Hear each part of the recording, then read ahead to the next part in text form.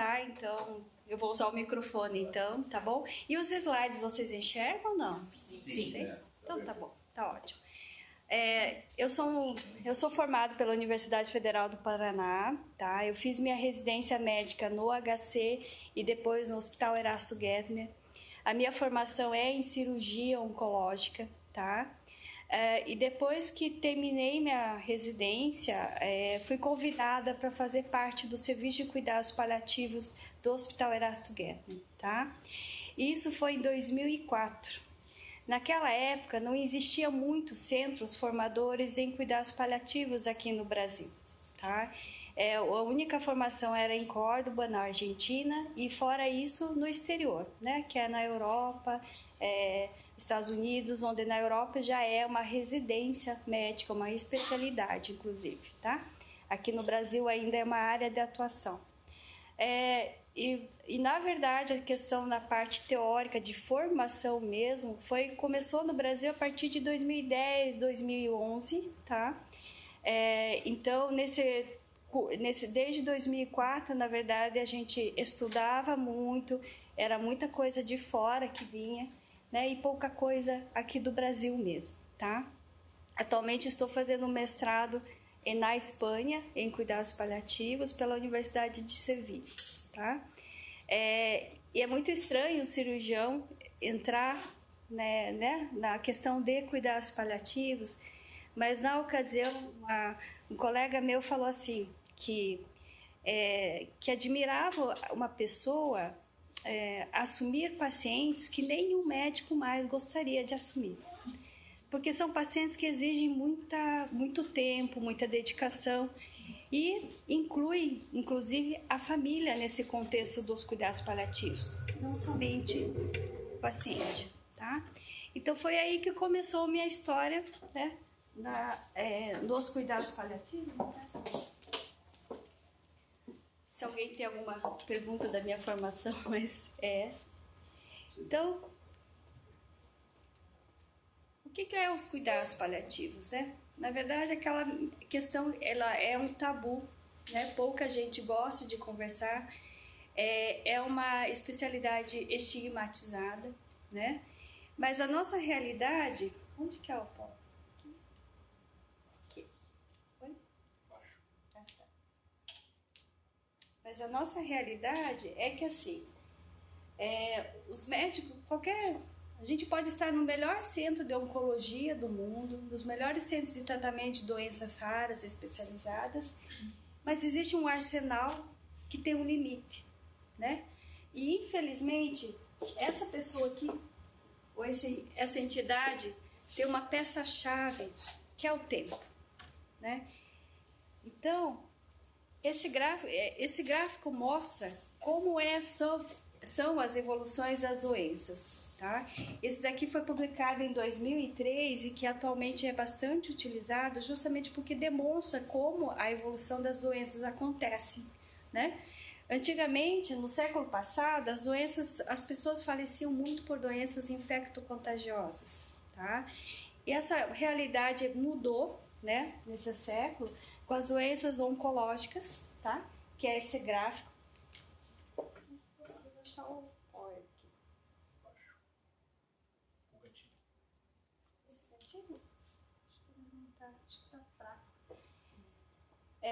que as doenças oncológicas é aquela doença que vai no estadio, mesmo no estadio 4, no estadio avançado, e de repente esse paciente apresenta uma queda do estado geral. É aquela velha história, nossa, ele estava tão bem até a semana passada e de repente ele piorou, né? O que aconteceu de diferente? Na verdade, nada de diferente aconteceu, é a história natural da doença dele.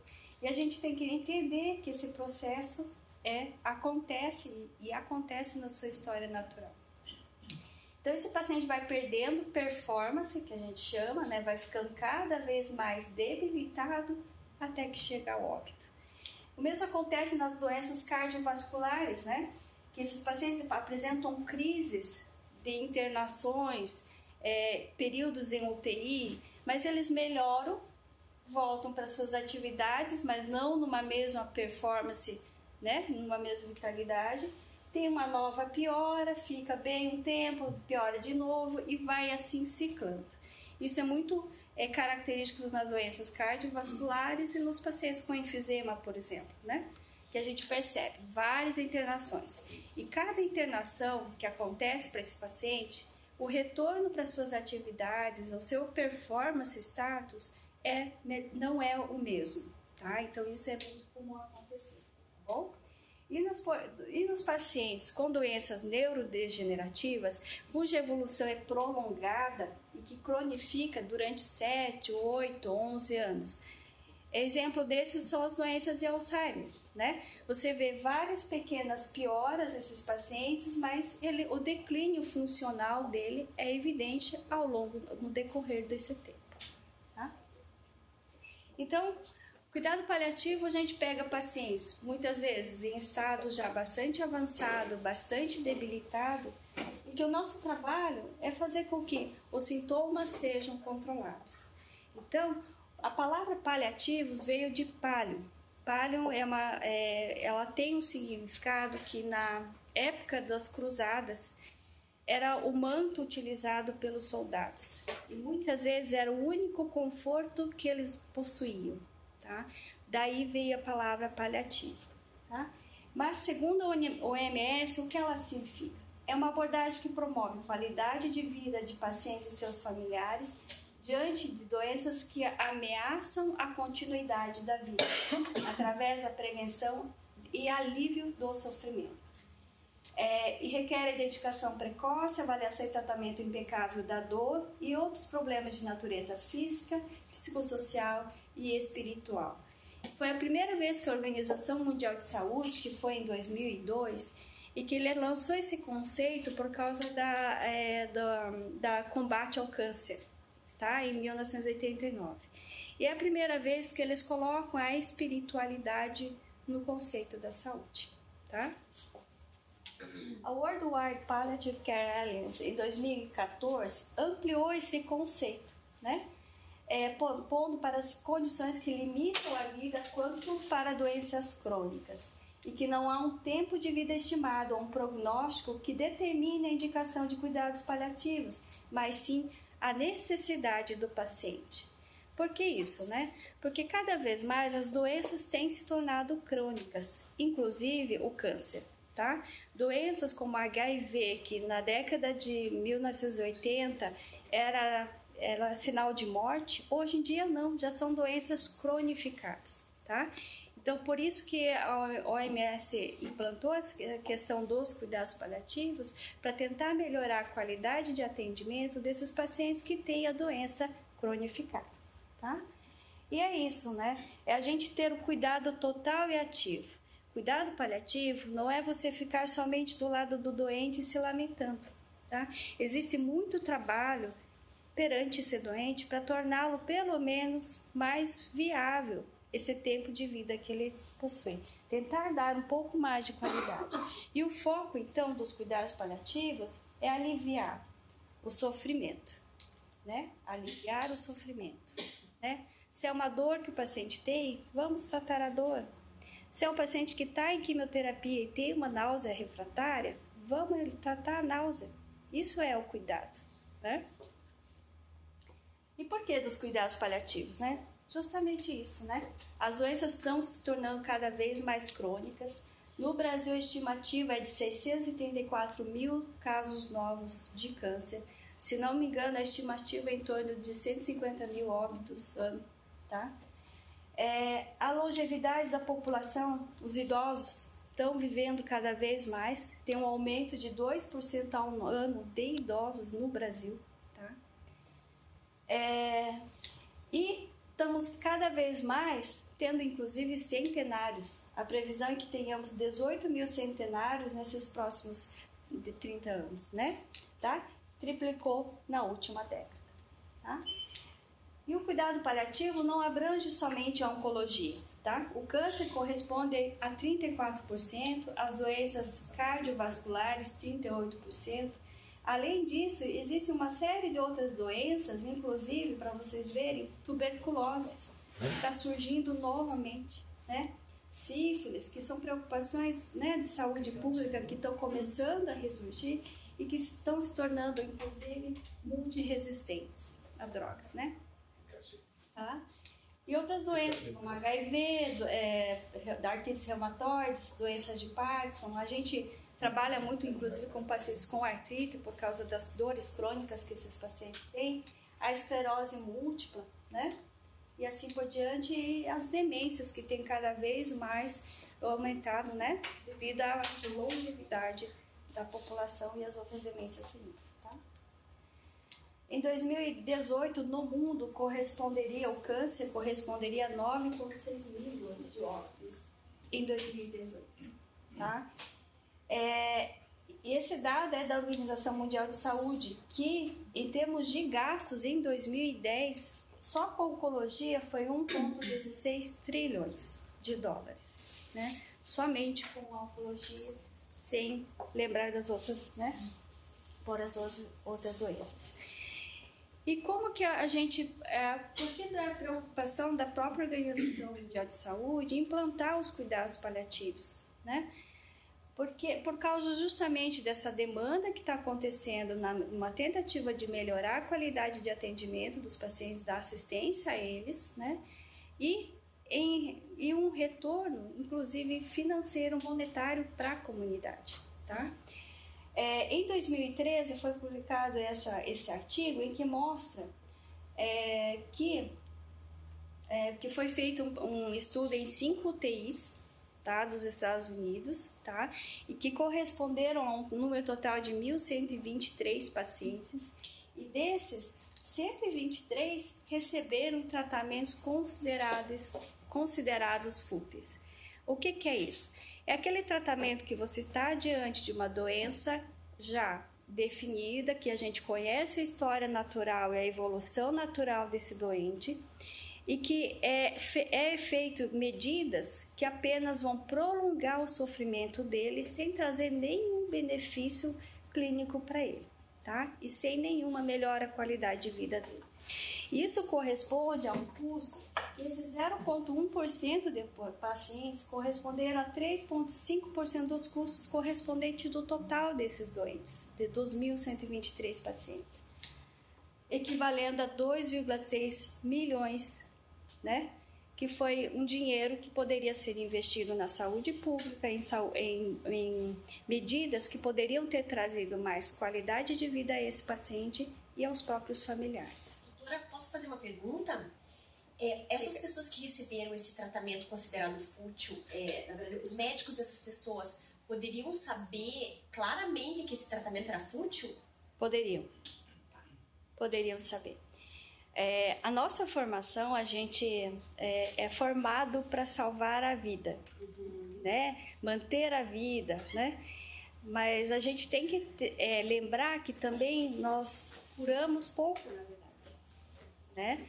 E o nosso dever é controlar, né? É cuidar, é controlar e ter uma dignidade para esse indivíduo, tá?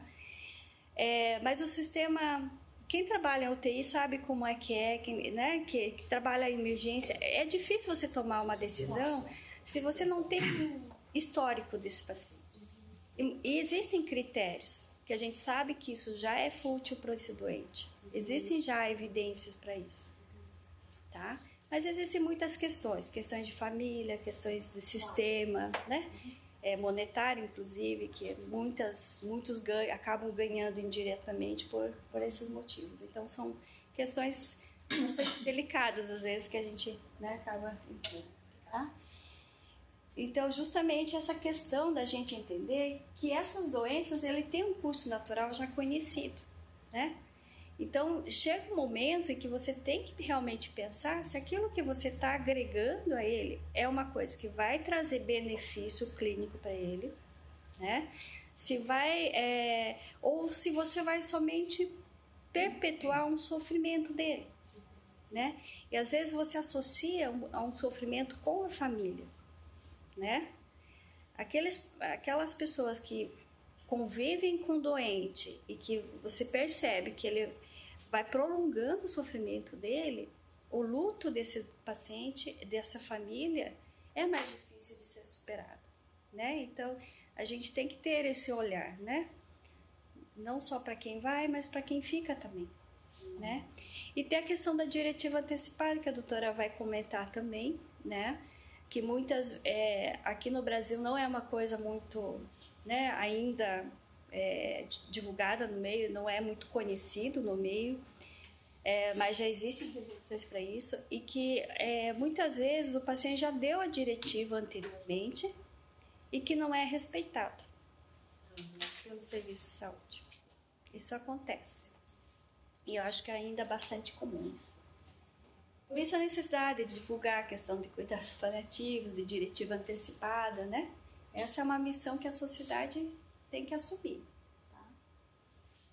A mesma coisa nas doenças cardiovasculares e nas demências, né? Que muitas vezes a gente percebe, né? Tem pacientes que internados na UTI, entubado, em ventilação mecânica, com drogas vasoativas, com 98 anos de idade, né? Com 90 anos de idade, que você, né? Até que ponto vale a pena e qual perspectiva que eu vou ter com relação a ele, né?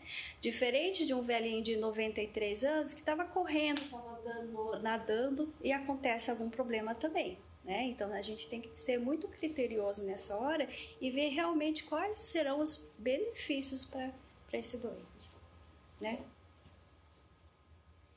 O Walter, ele foi um dos que, né, da bioética, ele é um dos fundadores da bioética, e ele era um oncologista clínico. E ele, em 1970, ele escreveu um livro, e que The Science of Survival, e que ele diz que nem tudo que é possível é eticamente aceitável, tá? Ou seja, a gente não pode admitir um caso de eutanásia. É uma discussão, né? Eu acho que a gente tem que estar aberto a escutar isso, mas antes de discutir a questão de eutanásia, a gente tem que discutir a questão de implantação de políticas públicas para cuidados paliativos, né? Porque é você gastar muito dinheiro e de repente dizer, não vou fazer mais nada, eu vou acabar com a vida do paciente sem ter tido o trabalho, né? E também não podemos permitir a distanásia, que é o uso de medidas, tratamentos que são fúteis, que não agregam benefício para esse paciente, tá? Eu sei que isso aqui é meio coisa, mas é só para ter uma, né, para a gente pensar, refletir um pouco sobre isso, né? E que muitas vezes nos hospitais, quando a gente faz medidas fúteis, é uma distanásia. E os médicos são mais processados nos Estados Unidos por distanásia do que por eutanásia ou por, né?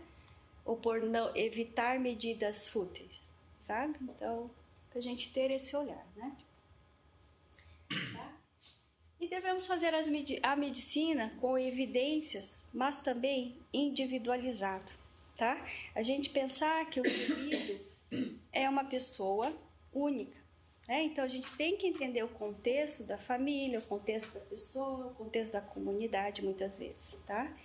Mas a gente tem que se apoiar em algumas coisas. Nós, como médicos, né, prescritores e tudo, precisamos apoiar em algumas pilastras. Então, existe a bioética, fala, e hoje, na verdade, eles têm mudado muita coisa, que é a questão da autonomia, né? A diretiva antecipada vai comentar sobre essa questão da autonomia do indivíduo, que a pessoa tem o direito de escolher como quer ser tratado daqui em diante, né? A questão da beneficência. Nós, como médicos, a gente tem que pensar se estamos causando um bem para esse paciente ou não, né? Porque entra daí a questão da maleficência. Nós não devemos causar o mal, né? Se a gente não consegue causar o bem, pelo menos não causemos o mal para esse paciente, para a evolução natural desse doente, né? E a questão da justiça, né? Tentar trazer essa justiça no meio da sociedade, inclusive em termos de tratamentos, a gente tem que pensar na nossa população como geral, algo que você consiga proporcionar uma saúde mais igualitária, né? Para terem uma ideia, só o fato de você monitorar esses pacientes que estão em tratamento, que a questão de você ter um controle desses sintomas e monitorar esses sintomas mostra benefícios, né? De você ter menor custo desse paciente ir para um pronto atendimento. Às vezes eles vão para um pronto atendimento que você acaba encarecendo o sistema, que na verdade ele quer somente tirar uma dúvida. E se você fizer o monitoramento desse doente, você consegue reduzir esses custos, né? Controlando bem os sintomas desse paciente, tá? E os cuidados paliativos, na verdade, ele está desde o início de uma doença que possa evoluir, que ameace a vida, tá?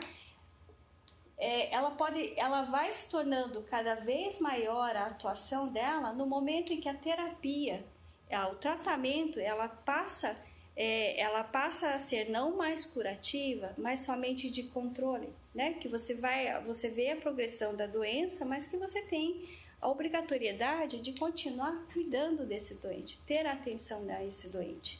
E esse cuidado vai, inclusive, após o óbito, tá?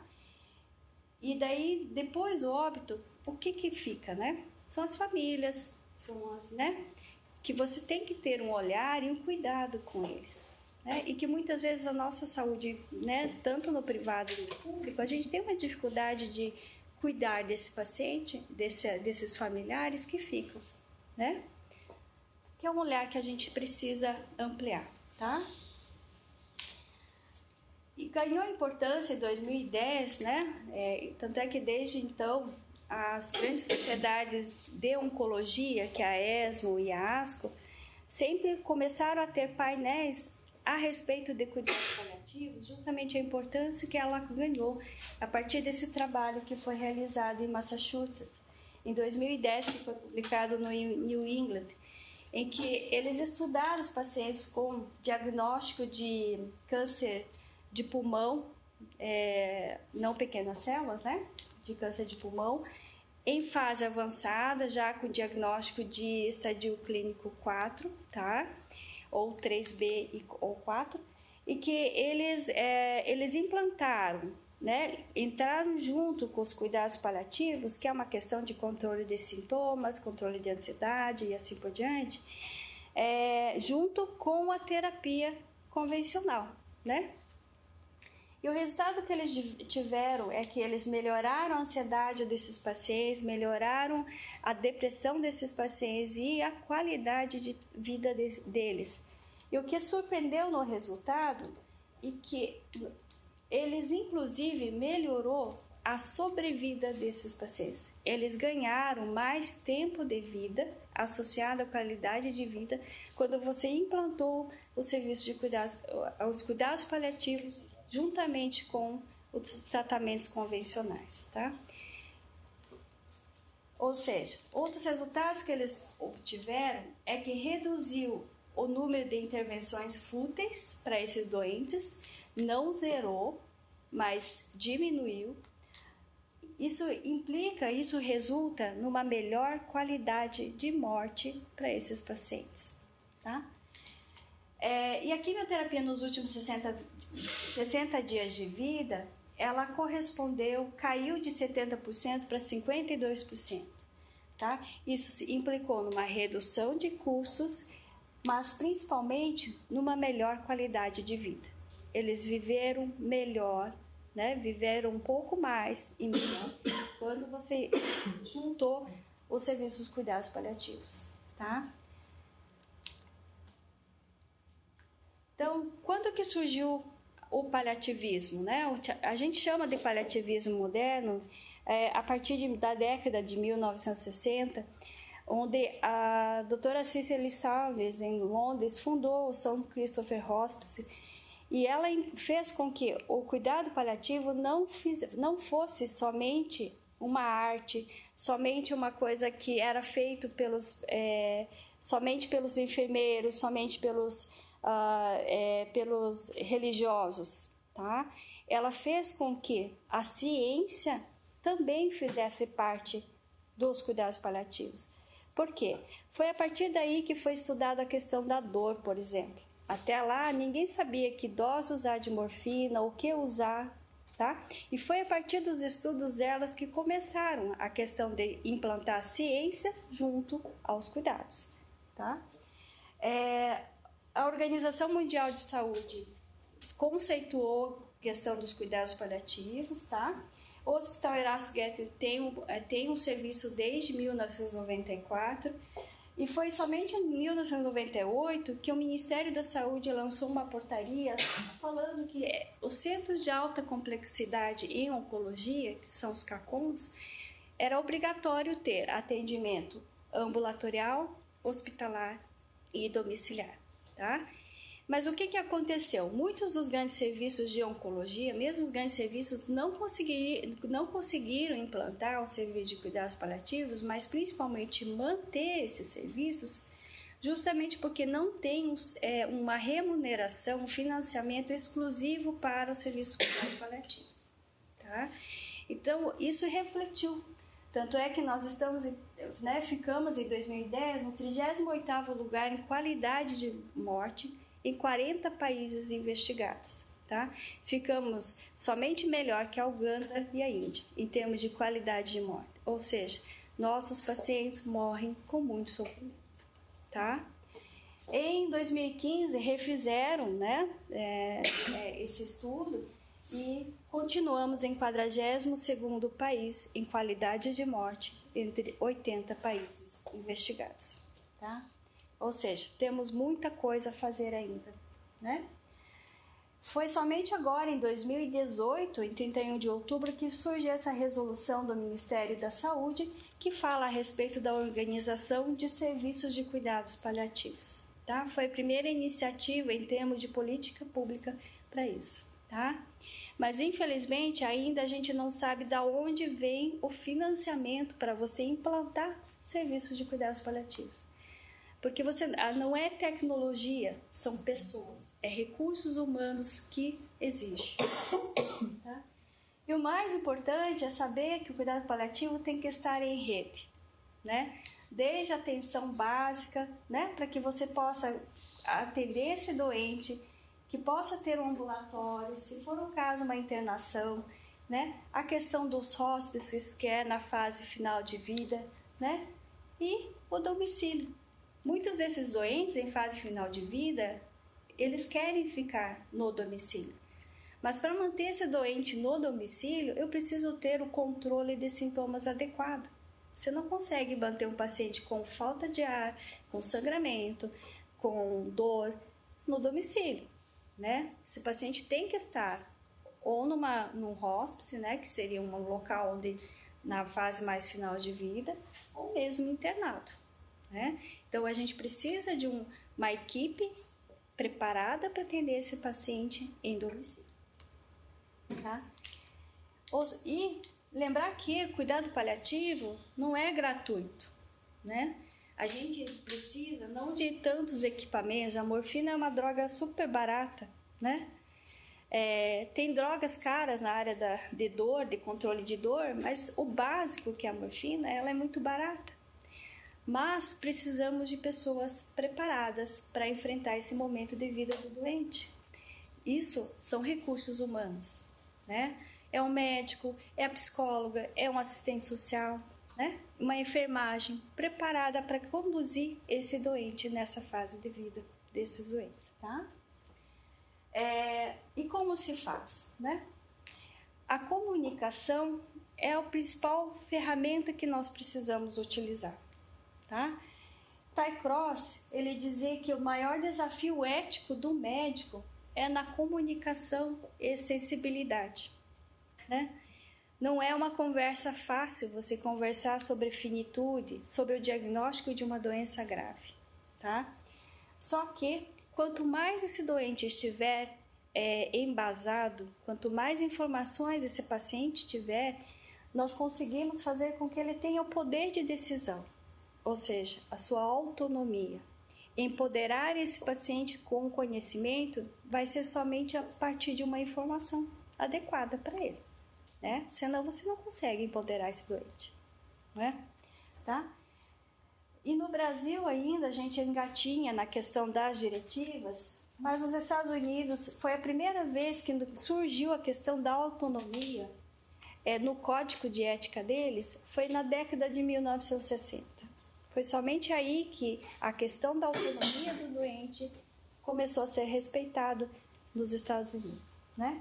E foi em 1991 que surgiu o Living Will, que aqui no Brasil é traduzido como ou testamento vital ou como diretiva antecipada, que é a questão do paciente ter o direito de escolher sua finitude, seus últimos dias de vida, como quer ser tratado, o que quer ser feito de tratamento. Tá?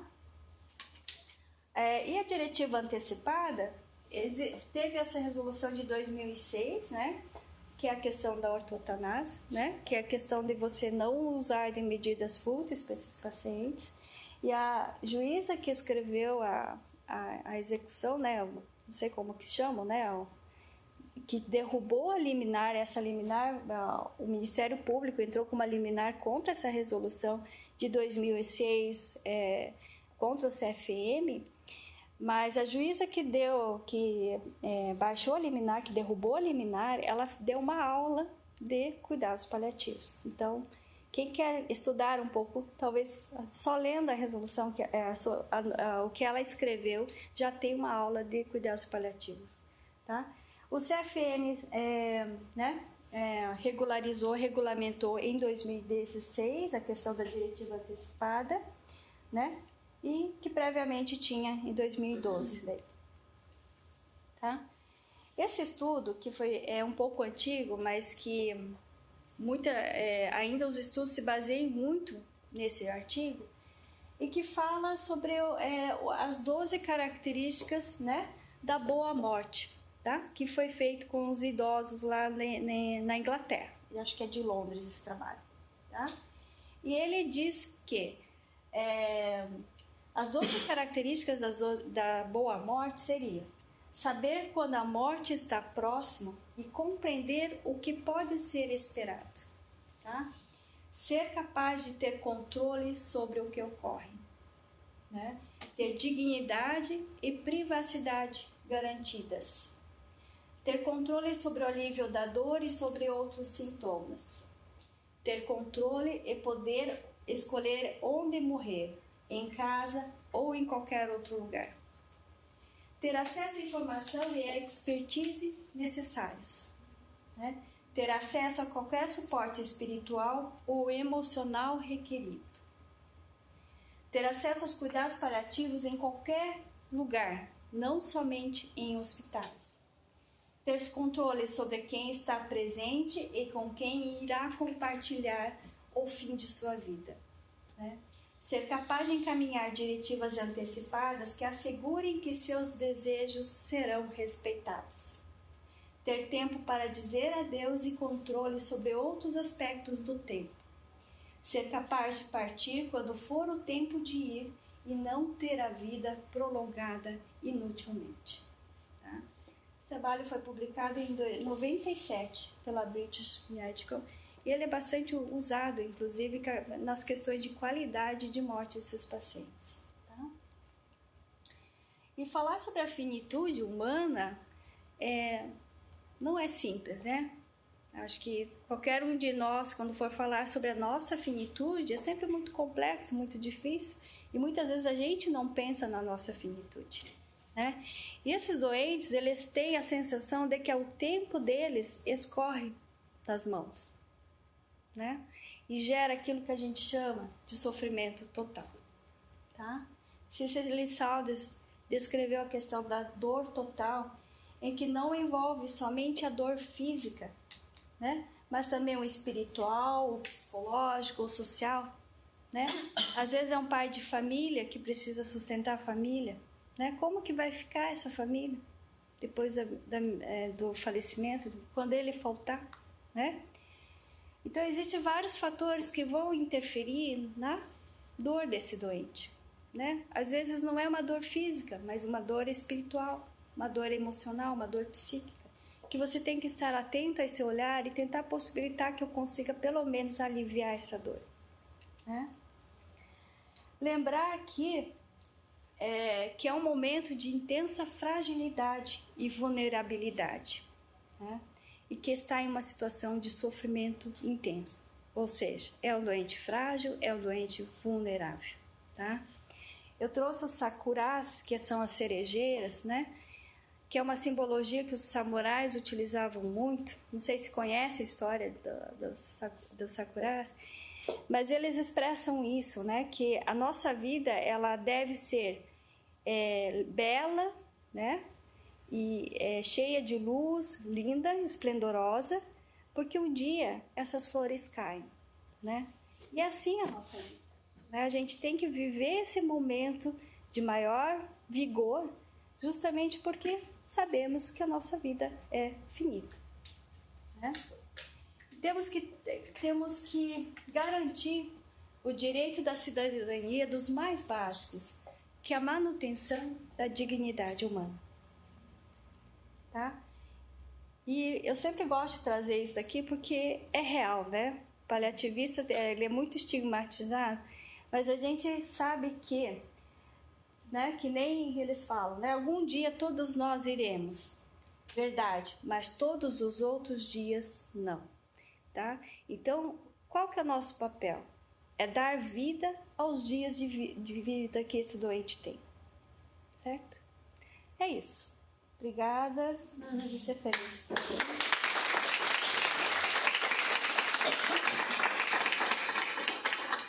Obrigada, doutora. Eu ia propor que a doutora Mariana fale também primeiro e deixa até a pergunta para as duas junto, melhor, né? Pode ser assim? Pode. Oi? Ah, você precisa ir embora? Não, acho que eu vou ficar mais um pouquinho. Eu falei que É? Ah, então tá. Apresenta a doutora. Vou vir mais para trás, né? Isso. Perfeito. Melhor, né? Bom dia. A Daniela já me apresentou. Meu nome é Mariana. Realmente eu sou uma apaixonada pelo direito à saúde e tive o privilégio de poder trabalhar com isso desde a época do estágio. Eu advogava, o escritório no qual eu trabalhava cuidava de hospitais e hoje em dia eu trabalho dentro de um hospital da região metropolitana, então vejo diariamente questões de todos os tipos, problemas diversos, mas também questões envolvendo diretiva antecipada de vontade. Eu comecei a trabalhar esse tema enquanto eu estava me especializando em direito médico, mas no mestrado, que foi quando eu consegui concluir com o tema do livro, eu comprei vários livros, deixei várias coisas para eu estudar e aprendendo, e quando as pessoas me questionavam sobre o que eu estava estudando, eu falava que era direito de morrer, porque isso é uma vertente do direito que nem todo mundo sabe. Então, imaginei o impacto. Um dia minha mãe chegou na minha casa, viu vários livros, Morte Boa, Morte Digna, Direito de Morrer, e olhou para mim e falou: filha, você quer conversar? Tá tudo bem? Tá acontecendo alguma coisa, né? Porque as pessoas têm um tabu interno para falar sobre a morte. A gente não conversa em casa sobre a morte, a gente não sabe o que o marido pensa sobre a morte, o que os nossos filhos pensam sobre a nossa morte, nossos pais. Então, a ideia de estudar isso é também difundir, para que todas as pessoas conversem mais sobre isso e que a gente tenha, pelo menos, um conhecimento do que aquele que está próximo da gente quer que aconteça com ele quando chegar o momento. Bom,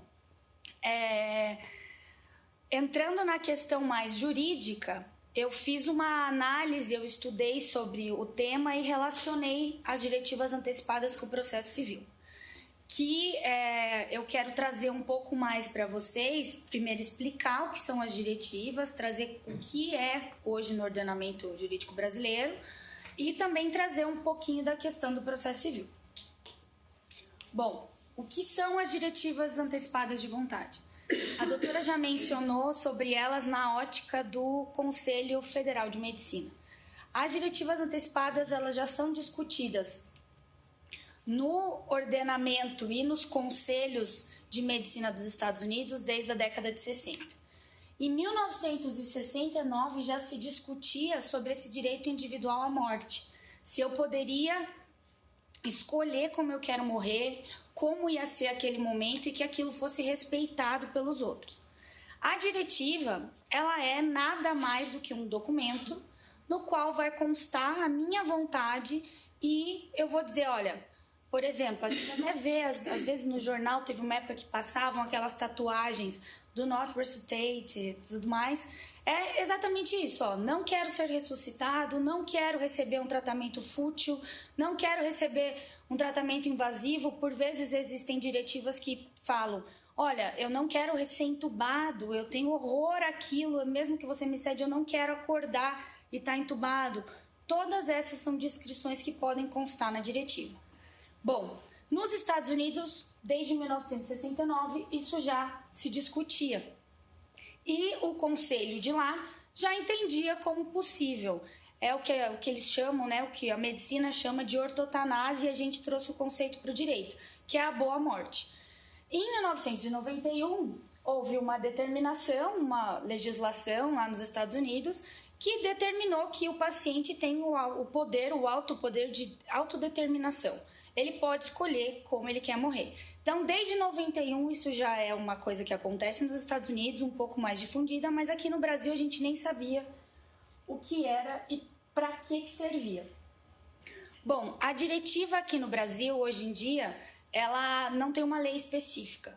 Existem algumas pessoas que tratam do tema no país, como eu gosto de mencionar duas professoras até, como às vezes a gente precisa justificar em petição, trazer conteúdo, né, de doutrina, a professora Luciana Dadalto e a professora Maria de Sá Freire, que são professoras da PUC de Minas Gerais, que falam amplamente sobre o tema, sobre o direito de morrer, e elas tratam e trouxeram um pouco do inglês para o português. Por isso, primeiro eu queria falar com vocês a discussão sobre a nomenclatura. Para o direito, às vezes, essas questões de nomenclatura são importantes. A diretiva antecipada de vontade, ela é um gênero que possui espécies. As espécies são as mais conhecidas, o testamento vital e a procuração, é o mandato de saúde, a procuração de saúde. Eu vou comentar um pouquinho mais para frente sobre esses dois temas, sobre essas duas espécies, mas eu gostaria já que vocês tivessem na cabeça que a diretiva ela é um gênero. Então, existem sim duas modalidades aqui no país que podem ser mais utilizadas. Por isso que às vezes a gente escuta, o testamento vital, até o mais conhecido, a doutora mencionou, é o testamento vital. Às vezes a gente já ouviu falar alguma coisa, mas existe outra coisa de diretiva. Por isso é importante a gente primeiro saber o que é diretiva, que ela existe e que existem instrumentos para fazer valer essa vontade do paciente. Bom, juridicamente a diretiva ela é o quê? Ela é um negócio jurídico unilateral. Porque é uma declaração do paciente no qual ele vai dizer como ele quer ou não quer ser tratado. Ainda podem constar algumas disposições sobre o funeral, sobre cremação, mas são coisas muito específicas daquele momento da morte, do pós-morte, digamos assim, né? Essas questões mais burocráticas. Então, a diretiva ela tem essas duas essências. Até eu fiz a gente teve essa mesma conversa num outro comitê de saúde e uma doutora me perguntou, é parecido com o codicilo que tinha antes e tudo. Às vezes pode até haver essa confusão, mas é um pouquinho diferente, porque no codicilo você podia tratar algumas outras questões. No testamento, até pequena monta de dinheiro, você podia tratar alguma coisa, mas o testamento vital não. É exclusivamente sobre modo de ser tratado, forma de receber um tratamento médico e como vão ser essas disposições de funeral. É bem limitado. Bom, aqui eu trouxe primeiro as características gerais para a gente entender bem como funciona uma diretiva antecipada. Agora vou até pedir para ficar mais fácil para vocês verem. Primeira característica, redação antes do estado de impossibilidade.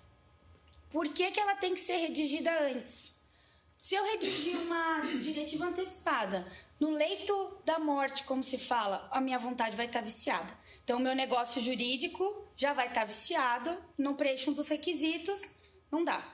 Então, a diretiva ela tem que ser feita antes desse estado de incapacidade, porque senão a diretiva vai ficar viciada por conta daquela hora. Quando a gente vê, né, quando as pessoas estão no leito da morte, a vontade muda, a percepção sobre a vida muda e a vontade de continuar e de viver às vezes muda também. Então é importante que isso seja uma questão debatida, discutida com o médico, entre o médico e o paciente, para que as melhores alternativas sejam definidas na diretiva. Então, conversei com o meu médico, resolvi que eu realmente não quero ser entubada caso aconteça uma determinada situação, coloco na minha diretiva.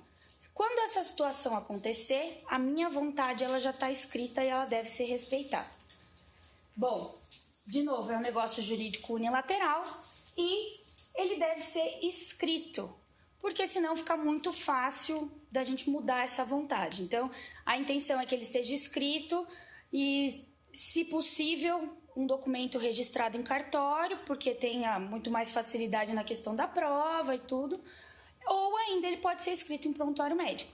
Eu posso conversar, inclusive isso está em uma resolução do Conselho Federal de Medicina, que pode ser escrito em prontuário. Então, conversei com o meu médico, defini o que tem, o que pode e o que não pode ser feito, o médico escreve no prontuário, isso vale como uma prova. Então, é importante que a gente lembre que esse negócio jurídico unilateral, ele não pode ter uma vontade viciada, senão ele pode ser anulado, invalidado posteriormente. E que ele deve estar escrito e que as disposições devem estar claras, até para que a gente evite uma eventual responsabilidade aí de alguém por ter atuado daquela forma. Bom, as principais espécies, como eu mencionei, são o testamento vital e o mandato duradouro, a procuração de saúde, mas, como eu tinha acabado de dizer, até não escrevi nos slides, mas não existe uma lei sobre as diretivas antecipadas. E aí tem muita discussão na doutrina que fala, precisava de uma lei. Sem uma lei, como é que você vai aplicar esse instituto, ainda mais falando de vida, morte, escolha, responsabilidade do médico. Os médicos que conhecem têm muito medo ainda em aceitar essa diretiva, até por conta dessa judicialização que nós temos hoje. E eu sustento no meu mero conhecimento de que não é necessário você ter uma legislação. Por quê? A Constituição Federal já garante que aquela pessoa que não queira se submeter a um determinado tratamento, que aquela vontade seja respeitada. Está no artigo 5º. O Código Civil também diz que no artigo 15 que deve ser respeitada a vontade do paciente. Existe uma legislação estadual aqui no estado do Paraná e em São Paulo também, que por mais que tenham as discussões de hierarquia de normas, é uma lei que fala que tem que ser respeitada a vontade do paciente e a escolha que ele fizer.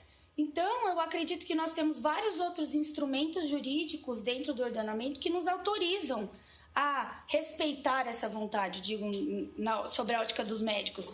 Então, tem sim que ser respeitada essa autonomia, ser respeitada a vontade, porque a pessoa tem o direito de escolher como ela quer ser tratada. Bom, o testamento vital, que é o mais conhecido de todos, é a principal espécie, digamos assim. Não, de novo, não se confunde com a diretiva antecipada, é uma espécie. Por quê? Porque ela é uma declaração unilateral de vontade. E ela trata dos tratamentos que eu quero receber na terminalidade de vida. Sou eu declarando como eu quero ser tratado, pedindo para que outro respeite essa vontade. O mandato, a gente já vai ver, eu outorgo esse poder para um terceiro. Por isso que o testamento vital é o mais conhecido, porque você mantém a responsabilidade só no paciente. Mantém a responsabilidade da escolha, da decisão, depois de ter conversado com o médico, da redação do documento no paciente. Então, por isso que eles dizem que é um testamento vital. É a tradução do living will. De testamento não tem nada, porque eu não posso dispor nada de valor, não posso tratar de questão assim. Mas chama testamento vital pela tradução do inglês para o português de living will. Bom, ainda não é testamento por quê? Porque ele produz efeitos em vida. Eu não uso o testamento vital depois que houve a morte. Não, o conteúdo e o objeto desse testamento vital, ele é para ser utilizado em vida, que é o respeito da vontade e da autonomia do paciente naquele determinado momento. Ainda, o prazo... Opa! Acho que foi demais. A disposição ainda que pode ser feita dentro do testamento vital, como eu mencionei, são questões de funeral e enterro, e doação de órgãos também pode ser mencionada no próprio testamento vital. A segunda espécie é o mandato duradouro. É muito mais difícil, na prática, visualizar um mandato duradouro escrito. porque o que a gente vê na prática é isso. É você outorgar para uma outra pessoa a responsabilidade da decisão. Quando se está dentro de um hospital, isso é muito fácil de ver. Você vê toda a família, né? A doutora que me corrija se eu estiver errada, mas o paciente está na UTI, toda a família fora, aquela angústia, não se sabe o que fazer. Aí uma irmã quer que continue o tratamento de forma determinada, a outra irmã fala, não, a minha mãe não queria que isso acontecesse. E assim começa a discussão da família sobre o que fazer. Isso já acontece na prática. E isso é um mandato duradouro tácito. Por quê? Porque você está outorgando a um terceiro, deixando que um terceiro ou terceiros decidam sobre como aquele paciente vai ser tratado na hora da morte. O mandato duradouro escrito, o que realmente deveria ser, ele deixa esse poder para uma outra pessoa pré-determinada resolver o que vai ser feito e ele garante que aquilo tem que ser feito.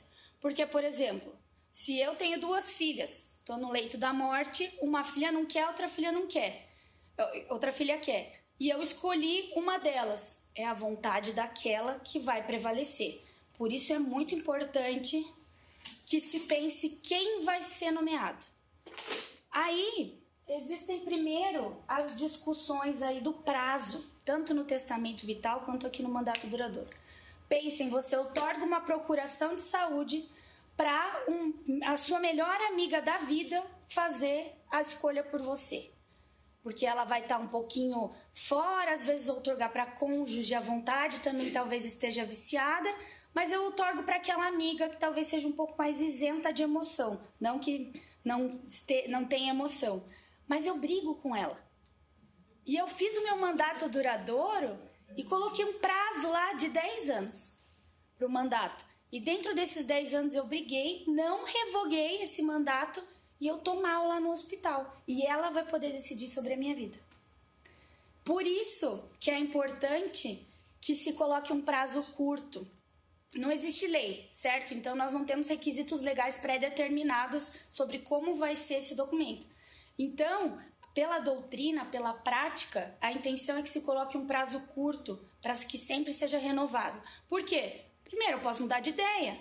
Eu posso ter um câncer, por exemplo, e mudar toda a minha concepção sobre vida e morte, sobre relacionamento com os meus familiares, sobre relacionamento até com as pessoas do trabalho, enfim. Eu posso mudar essas concepções. E o que eu escrevi há 20 anos atrás, quando eu redigi meu testamento vital, não condiz mais com a realidade, ainda que eu não esteja incapaz, que eu não esteja em estado de incapacidade. Então, esses 2 documentos, eles têm que ser pensados com muito carinho, porque, querendo ou não, são decisões que vão culminar invariavelmente numa morte, num falecimento. Por isso que tem que prestar atenção para quem você outorga essa procuração, por exemplo, qual é o prazo que você coloca no teu testamento vital ou até o prazo aí do teu mandato, como vai funcionar essa decisão, como vai ser. Como a gente não tem lei, é muito mais fácil de tratar isso na prática, porque você consegue dispor sobre essas questões, desde que, óbvio, não violem quaisquer determinações do negócio jurídico que a gente tem no Código Civil. Mas essas questõezinhas específicas têm que ser observadas. Eu acho que é daí que vem o medo, tanto dos operadores do direito como dos médicos, em aplicar esses institutos. Assim, os 2 podem se complementar. E pelo que a gente viu, a dificuldade é que eu até fiz meu testamento vital lá, mas daí na hora de executar, que nem a doutora falou, às vezes os médicos que estão lá se sentem inseguros e vão decidir pela cabeça deles. A família está pensando outra coisa, não vai respeitar. Eu pensei, eles podem se complementar. Eu faço testamento vital e indico a pessoa que eu imagino que vai fazer cumprir meu testamento vital. Podem, mas nesse exemplo que você deu, não. Por quê? Porque aí entra a questão do processo civil, do respeito da autonomia. Primeiro, faço meu testamento vital, já tenho a minha vontade predeterminada, não quero que ninguém decida por mim. Então eu redijo o documento e aquele documento está válido. De nada adianta eu botar ele na gaveta. Eu preciso informar o meu médico que isso foi feito, eu preciso informar os meus familiares que eu tenho um testamento, as pessoas precisam saber da existência desse testamento. A partir da existência daquele testamento, se você não tem vontade de nomear ninguém, no momento em que tiver que ser feita a decisão, esse documento tem que ser retirado, mostrado e todas as pessoas têm que respeitá-lo. Eu sou bem rígida em determinar isso, inclusive até onde eu trabalho fiz aqueles POPs que a gente chama, que é o procedimento operacional padrão, que é como funciona, são as regras internas de um hospital, que isso tem que ser determinado e tem que ser respeitado, as pessoas têm que respeitar aquela vontade. Aí, por exemplo, a minha vontade faço lá como eu quero ser tratado, mas ainda posso nomear um terceiro. Ok, posso misturar os dois. Mas eu não posso, no momento que isso estiver acontecendo, até porque eu vou estar inválido, vou estar incapaz, não pode acontecer essa nomeação de procurador para aquele momento.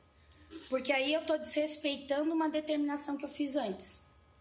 Consegui me fazer esclarecer? Tem um prazo, né? Tem um prazo até onde você pode colocar os dois sobre... Sim, 5 anos eu coloquei aí, fiz o meu testamento vital sem nomear ninguém. 5 anos, no 4º ano eu tenho um problema, tem que ser respeitado o meu testamento vital. Se depois que passou esse prazo, óbvio, qualquer pessoa da minha família quem vai ter essa responsabilidade na escolha. Aí eu trago um pouco mais a fundo essa discussão, até no livro, porque eu nomeei algumas pessoas que podem fazer valer esse documento. Se eu tenho um testamento vital, meu testamento vital não está sendo respeitado. Eu estou doente, eu estou incapaz, estou entubado, não consigo me manifestar. Mas a minha família não quer respeitar o meu testamento e meu médico tem ciência do testamento. E aí, o que acontece? O hospital e o médico eles podem ingressar com uma ação de obrigação de fazer, pedir uma tutela para que seja respeitada a minha vontade, porque eu tenho um documento que diz que tem que ser respeitada a minha vontade. Ai, mas é a família que é responsável. Não, o doente exerceu a autonomia dele, um direito que ele tem, e é a vontade dele que tem que ser respeitada, e não da família. Outro exemplo. Ai, mas eu fiz o meu testamento vital e depois de um período... eu, enfim, me separei, alguma coisa, e no meu testamento vital eu não... Vamos pegar o exemplo do mandato duradouro que fica mais fácil. Tinha o meu cônjuge e eu me separei e não tinha nenhuma disposição sobre isso. E agora, por 5 anos só, era um prazo curto, eu me separei, esqueci do meu testamento vital, tive um problema. Aí o que pode acontecer? Olha, aquele documento foi realizado porque existia uma situação fática naquela época. Depois essa situação mudou. O cônjuge ele já não é mais pertencente à realidade daquela pessoa. Então eu posso desconstituir esse documento judicialmente com testemunhas, enfim, com outras provas que mostrem que hoje aquela vontade já não é mais a mesma que ela tinha antes. E aquela pessoa que foi escolhida naquele momento também não vai mais representar essa vontade. Outro exemplo. Eu tenho um problema aqui. Existe um documento, um testamento vital. A família não quer cumprir, não quer deixar cumprir esse documento. O médico diz que não quer ser responsabilizado caso faça alguma coisa. E aí, o que acontece? O Ministério Público pode se manifestar. O Ministério Público pode intervir, entrar com uma ação judicial para fazer valer aquele documento. Ele tem, sim, legitimidade para pleitear isso, para fazer valer a autonomia. Existem vários documentos e vários exemplos e existem várias justificativas que eu coloco para sustentar que as pessoas possuem legitimidade para defender o interesse do paciente. Mas eu acho que o principal que a gente tem que ter em mente é que o paciente tem sim autonomia para escolher, tem autonomia para resolver como ele tem que ser tratado, quer ser tratado, e isso deve ser respeitado por todas as pessoas, por todos aqueles envolvidos. Tanto o médico, que está com medo de ser responsabilizado, tem que respeitar o documento. Os familiares que não querem perder aquela pessoa têm que respeitar o documento. E nós precisamos conversar um pouco mais sobre a morte, para que não aconteçam esses problemas e a gente não saiba qual era a vontade da nossa mãe, por exemplo, do nosso pai, do que deveria acontecer naquela hora. Então, bom, eu trago esse tema para vocês, trago essa discussão que é mais existencial do que jurídica, mas eu queria ressaltar que existem sim instrumentos jurídicos que garantam que a autonomia do paciente tem que ser respeitada, e por mais que não exista uma lei falando disso, é aí que eu acho que é o benefício, que o advogado, enfim, quem for fazer esse documento para o paciente, for auxiliar o paciente nesse sentido, pode tratar, cuidar de várias determinações, já que não existe uma lei concreta que nos ingesse a perguntar alguma coisa. Pela experiência que você tem, qual prazo seria razoável? 3 a 5 anos. Eu acho que mais que isso, não custa nada ir lá e renovar no cartório, fazer uma nova, porque em 3 anos a gente pode mudar muito o que a gente pensa sobre a vida e tudo. Então, é importante fazer. Eu tenho até um professor do mestrado que assim que ele saiu da minha banca, ele foi fazer o testamento vital dele com a esposa. Ele falou, olha, eu já tô... É o professor Vladimir, de Passos. Ele falou, olha, eu já tô numa fase mais pro final da minha vida, eu já peguei minha esposa e fui lá fazer o meu testamento. E eu nem sabia que isso existia, isso é muito importante. Então, veja, uma pessoa que estuda tanto direito, às vezes a gente não se atenta a essas coisas que são para nossa vida. Então, eu agradeço a oportunidade de vir conversar com vocês e me coloco à disposição aí, caso vocês tenham alguma pergunta. Deixa eu fazer uma pergunta. A gente está indo sempre no sentido de que, assim, pela sua fala, e eu já passei por um momento muito parecido com esse, do quanto a pessoa ela quer ter uma morte digna, digamos Isso. assim. E a vontade que ela tem em vida de escolher isso. Só que também até pode ter o outro lado. Aquela pessoa que quer ficar lutando de qualquer jeito e, por vezes, a família seria um pouco mais racional. Não é o comum, mas até pode ter. Né? Sim, pode escrever caso, isso. Ele vale para isso também. Claro. Eu acho que normalmente a pessoa fala, eu quero ter uma morte digna.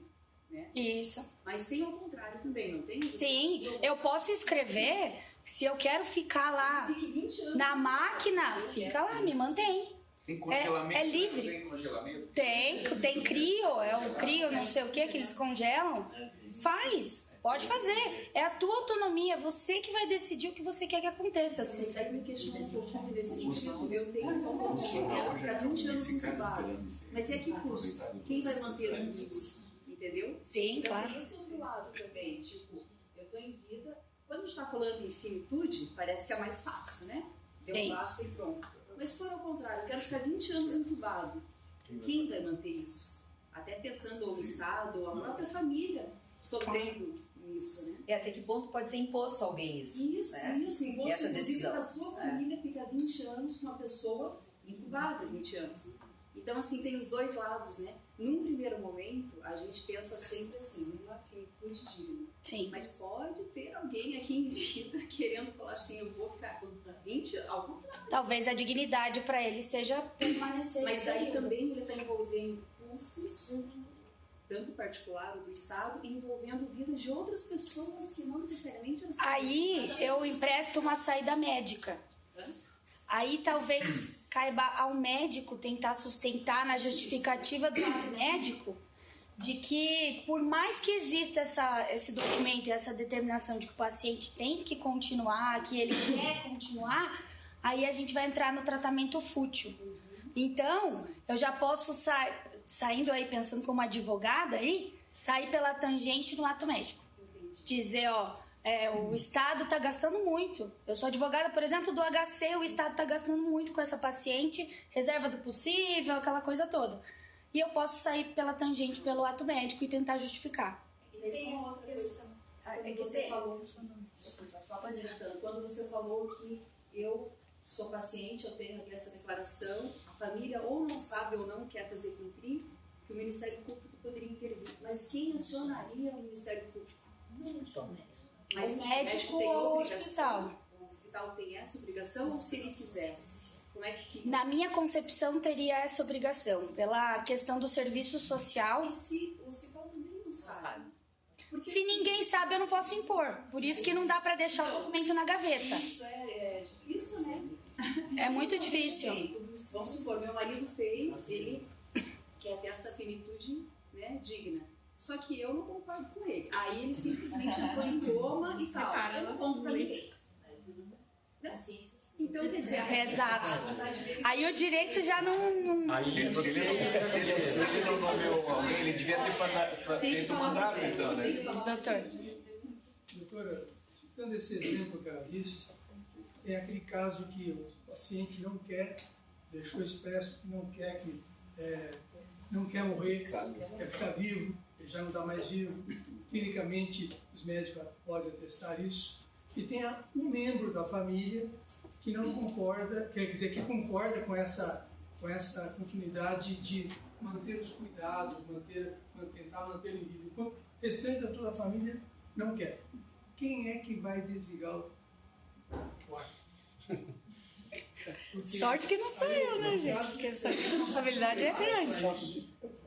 Sim. Porque como é que eu posso? Se tem uma questão na justiça, uma questão que eu tenho um testamento do paciente, testamento vital, de que ele quer, ao contrário de que os outros que não querem cuidado paliativo, ele quer sim cuidar ao máximo. Quer que seja mantido entubado 20 anos, como foi esse exemplo que foi citado aqui. E um membro da família concorda, e o restante não. Ele tem esse desejo. Né? Tem recursos próprios, não vai onerar o Estado, né? Tudo mais. E o médico diz que ele já está morto. Né?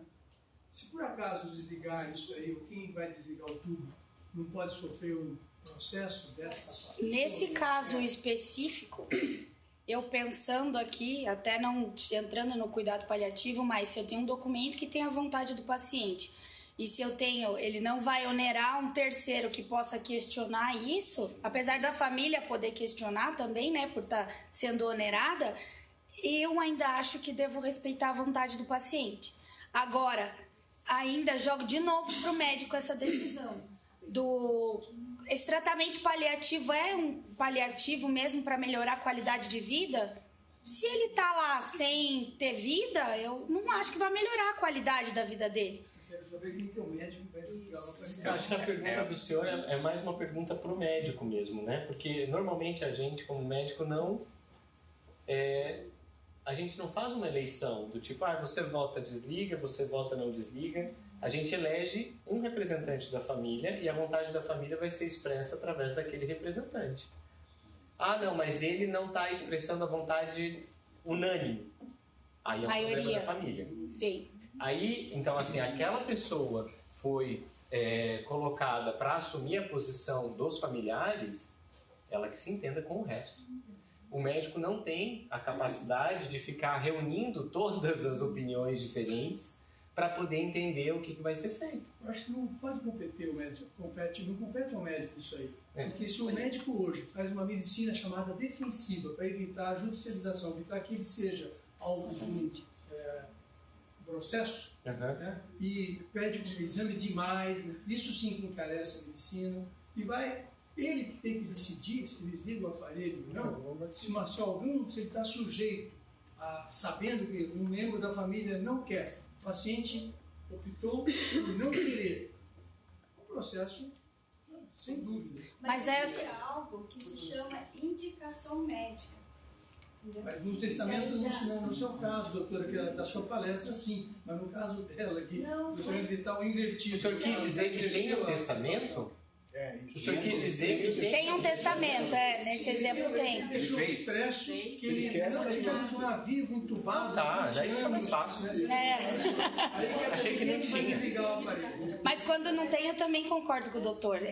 Não é incumbência do médico essa decisão, é da família. O médico tem a obrigação de esclarecer, informar, ressaltar e, enfim, eles que vão decidir. Não representa a vontade unânime, mas representa a maioria. Mas quanto à questão de ter o documento, eu ainda sou forte em dizer que devo respeitar a autonomia. Que vai de encontro à questão do direito de você escolher não viver, né? Então você pode escolher não viver, você não pode escolher viver. Sempre que tem um testamento, eu acho Exato. que fica, um testamento vai de encontro ao outro, que se colidem, né? Sim. Então, se você tem direito, não quero ter meu tratamento prolongado, e no caso ele quer ter o tratamento, eu acho que é o que a doutora falou, tem que ser respeitado, né? Tem um documento, ele disse, estava em sã consciência, que ele tem esses músculos. Claro. Assim, eu também acho. Eu posso dar uma colocação aqui que a Mariana fala que realmente é uma discussão muito existencial que a gente está colocando dentro do direito. A minha percepção é que a pessoa que deixa um testamento desse, ela já está com uma consciência mais aberta para falar da própria morte. Sim. Eu acho que na vida prática, não sei, posso estar enganado, mas acho muito difícil alguém falar, eu quero ficar ligado no botão eternamente e escrever isso. Eu acredito que essa postura de tentar tudo, entre aspas, que às vezes não é nem, como a doutora Clarice falou, que o cuidado paliativo ele até prolonga mais o tempo de vida com mais qualidade. Então, tentar tudo, nem sempre você está dando mais tempo e com certeza está dando menos dignidade. Tudo que for viável. Mas eu acho que essa postura de eu quero tudo pro meu pai, eu quero é da família. O paciente que entra numa consciência dessa, de vou pensar na minha morte, mas ele vai, eu acho inevitável ele desejar que ele tenha uma morte digna, um fim digno. Se ele tem a coragem de falar, de descrever como ele quer a própria morte, eu acho muito difícil ele ir para um caminho desse de querer todas as drogas, todos os tubos, etc. Isso é uma postura muito mais da família que tem que lidar com a culpa, com a resistência, com a perda. E eu percebo que eu acho que é isso. E agora, assim, até pegando a ideia, eu acho que ninguém sabe o dia que vai, né? A gente pode estar aqui, amanhã sair, ter um acidente, sair para um... Sim. Né? Eu acho que assim, a motivação da gente fazer é algo muito, muito importante da gente também trazer. Eu acho assim, botar no grupo do WhatsApp da família. Ó, gente, é isso. Eu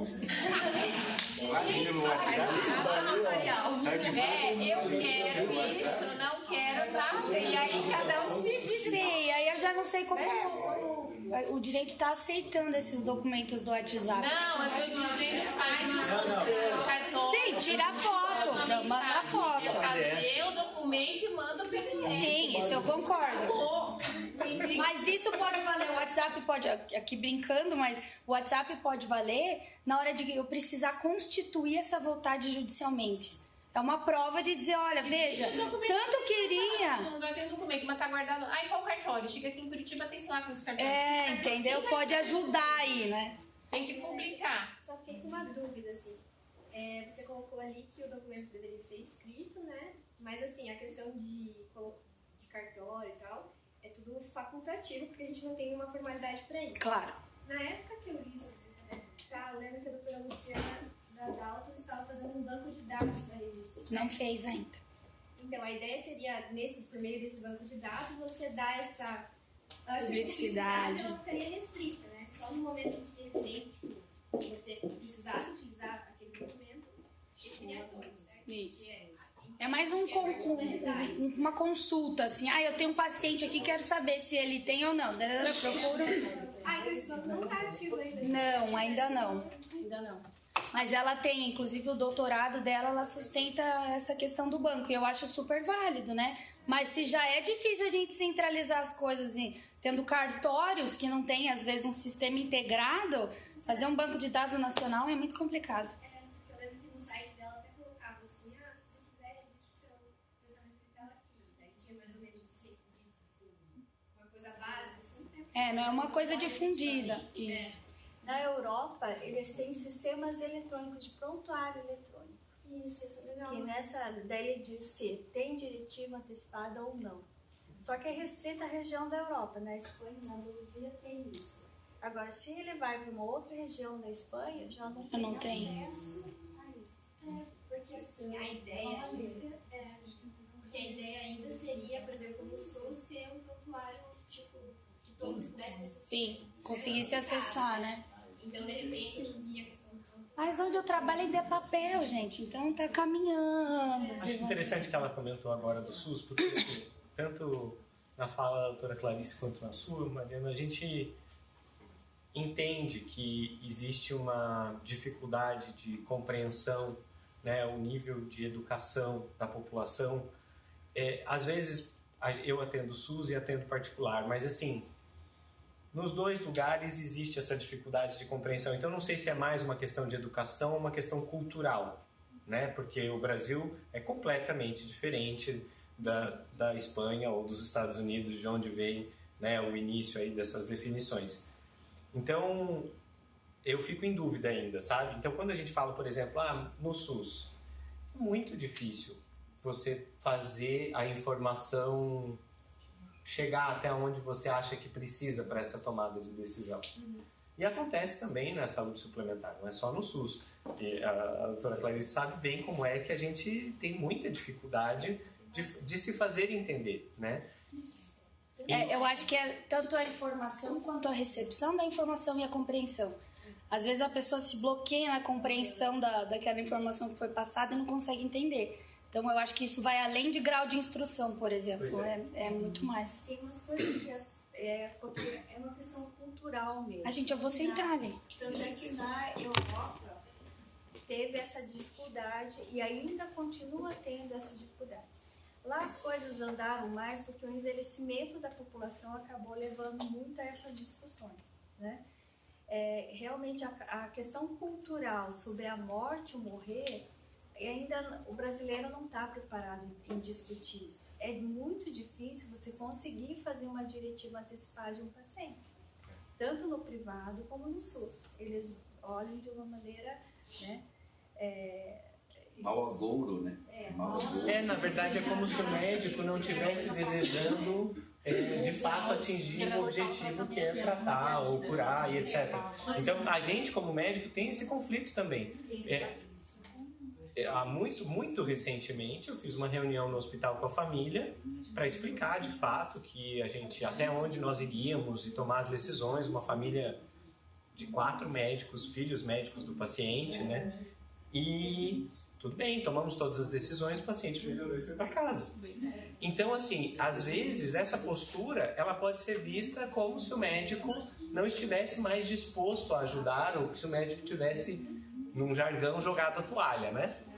Então, pra gente também tem esse conflito, por causa dessa dificuldade de compreensão. Por isso que é sempre importante entender que mesmo tendo uma diretiva antecipada, não quer dizer, por exemplo, você caiu, bateu a cabeça, tem lá um hematoma subdural e não vai tratar? Não, você vai tratar. Você vai para UTI, você vai ser entubado, você vai... Porque você tem a chance de sair, sobreviver e ficar bem. Com qualidade. Com qualidade. É difícil. Daí, por isso que é importante a discussão do que é a diretiva, o testamento. Que tem que ver o momento que está essa doença. Em que momento da fase da sua vida você está. Não, eu achei interessante por causa da definição. Então, a questão da definição do paliativo, que você colocou, da Organização Mundial de Saúde, que é sempre em que você tem algum diagnóstico que ameace. Não necessariamente você está em estado terminal, né? Você citou a repercussão que isso teve nos congressos. Há 2 anos atrás, no Congresso Americano de Transplante de Medula Óssea, que é um procedimento de altíssima complexidade, de investimento com o objetivo de cura do paciente, teve uma manhã inteira do congresso de 3 dias sobre cuidados paliativos. Então, paliativo não é só porque o paciente necessariamente vai morrer. Ele precisa ser cuidado desde o diagnóstico, desde que aquela doença traga algum tipo de ameaça, né? E essa definição eu achei muito boa, porque muda a cabeça. Então, a gente, por exemplo, trata e até quando eu assinalo lá se a minha quimioterapia é curativa ou paliativa, existe um preconceito nisso. Porque eu posso fazer uma quimioterapia paliativa e o paciente ficar vivo 10 anos. Mas a nossa realidade atual, a grande maioria das quimioterapias são paliativas. Exatamente. Mas quando isso chega para o meio jurídico, a mentalidade pode ser diferente. Que é do tipo, ele está fazendo doutor, não é curativo? Isso... Tem lá na nossa pergunta, na nossa nota, o tratamento é curativo? Não é curativo, mas mesmo assim. Então é muito difícil fazer essa... É uma questão semântica. Ninguém sabe quanto tempo essa pessoa tem ainda. Exatamente. Eu posso ter 3 anos, hoje estou sã aqui e tenho 3 anos de vida. Vai acontecer alguma coisa que vai, né, dar fim à minha vida. Agora, um tratamento que me dê uma sobrevida de 4, será que não é significativo? Né? Então essa dosagem é complicada. A gente, até nas minhas aulas, assim, eu costumo colocar o exemplo do mieloma múltiplo, porque a gente teve muitas novas drogas, né? E o mieloma é uma doença que não cura. Então, todos os tratamentos para mieloma múltiplo são paliativos. Hoje em dia, nas novas drogas, a gente pode gastar 50 mil por semana, se você quiser, para tratar um tratamento paliativo. É uma coisa, o transplante é paliativo. Exatamente. Não confundir o paliativo com o fútil, né? Essa explicação que é fútil. Então, essa diferença de semântica mesmo, é entender que paliativo não significa estágio terminal. É diferente. E nem tratamento fútil. E nem tratamento fútil, porque também tem alguns estudos de incidência de quimioterapia nos 10 últimos dias de vida. Ali também claro. uma situação que é fútil, né? Que você tem que ter essas dúvidas. essas questões que tem que se colocar. Doutora, é que tinha ela tava ali. Você tá aí no canto. Mas na verdade eu até um pouco na linha do que o Dr. Samir falou, assim. Eu trabalho na defensoria, só pega a SUS. Nossos assistidos não tem nem testamento para que eles nem têm bens, assim. Mas o que a gente vê, e eu falo até por quando eu estudei na faculdade, a época lá do direito de família e sucessões, que a gente estudava o testamento, e é muito cultural do brasileiro. Nem quem é classe média ou classe média alta faz testamento. É só realmente quem tem uma coisa mais, um patrimônio mais vultuoso que acaba fazendo testamento. Então, justamente por isso, porque a gente não fala de morte, é realmente um tabu. Mas eu queria dar um exemplo que talvez possa ser algo que possa provocar essa discussão na esfera mais pública, que é a questão da doação de órgãos. Desde que ficou obrigatório, quando você vai renovar a carteira de identidade, falando de morte, eu já tô indo, tchau.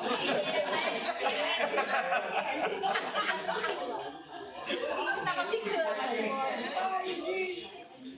Conversa cativante.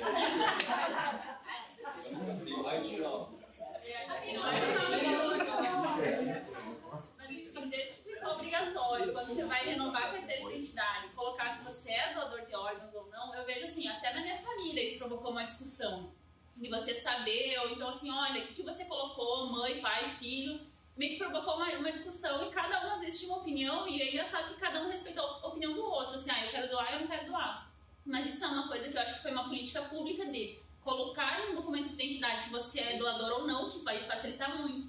E eu acho que talvez, obviamente no documento não caiba isso, mas que seria importante ter algum dado público, às vezes no próprio RG mesmo, quando vai renovar, saber se tem, assim, tem testamento vital, tem alguma determinação, sabe? Acho que seria, talvez, provocar essa discussão, apesar de, obviamente, não fazer em todos os casos, mas já ia gerar, eu acho. Eu posso até me dispor a conversar com a professora Luciana para ver como é que tá esse projeto dela, para ver o que ela fez, se ela levou, porque ela tinha essa ideia fixa de fazer, não sei, conectar os cartórios e quem fizesse um documento mandava para ela. Só que aí eu jogo outro exemplo.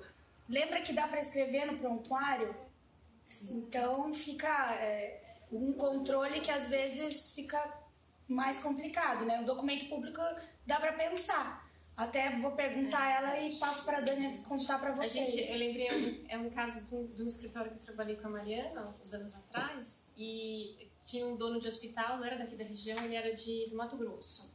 E ele era dono do melhor hospital lá de Mato Grosso, e ele fez um testamento vital e colocou que ele não queria ir para UTI, em hipótese nenhuma, na UTI dele, no hospital dele. Não que fosse, eu não quero. E aí ele teve um problema e a indicação era para ir para UTI.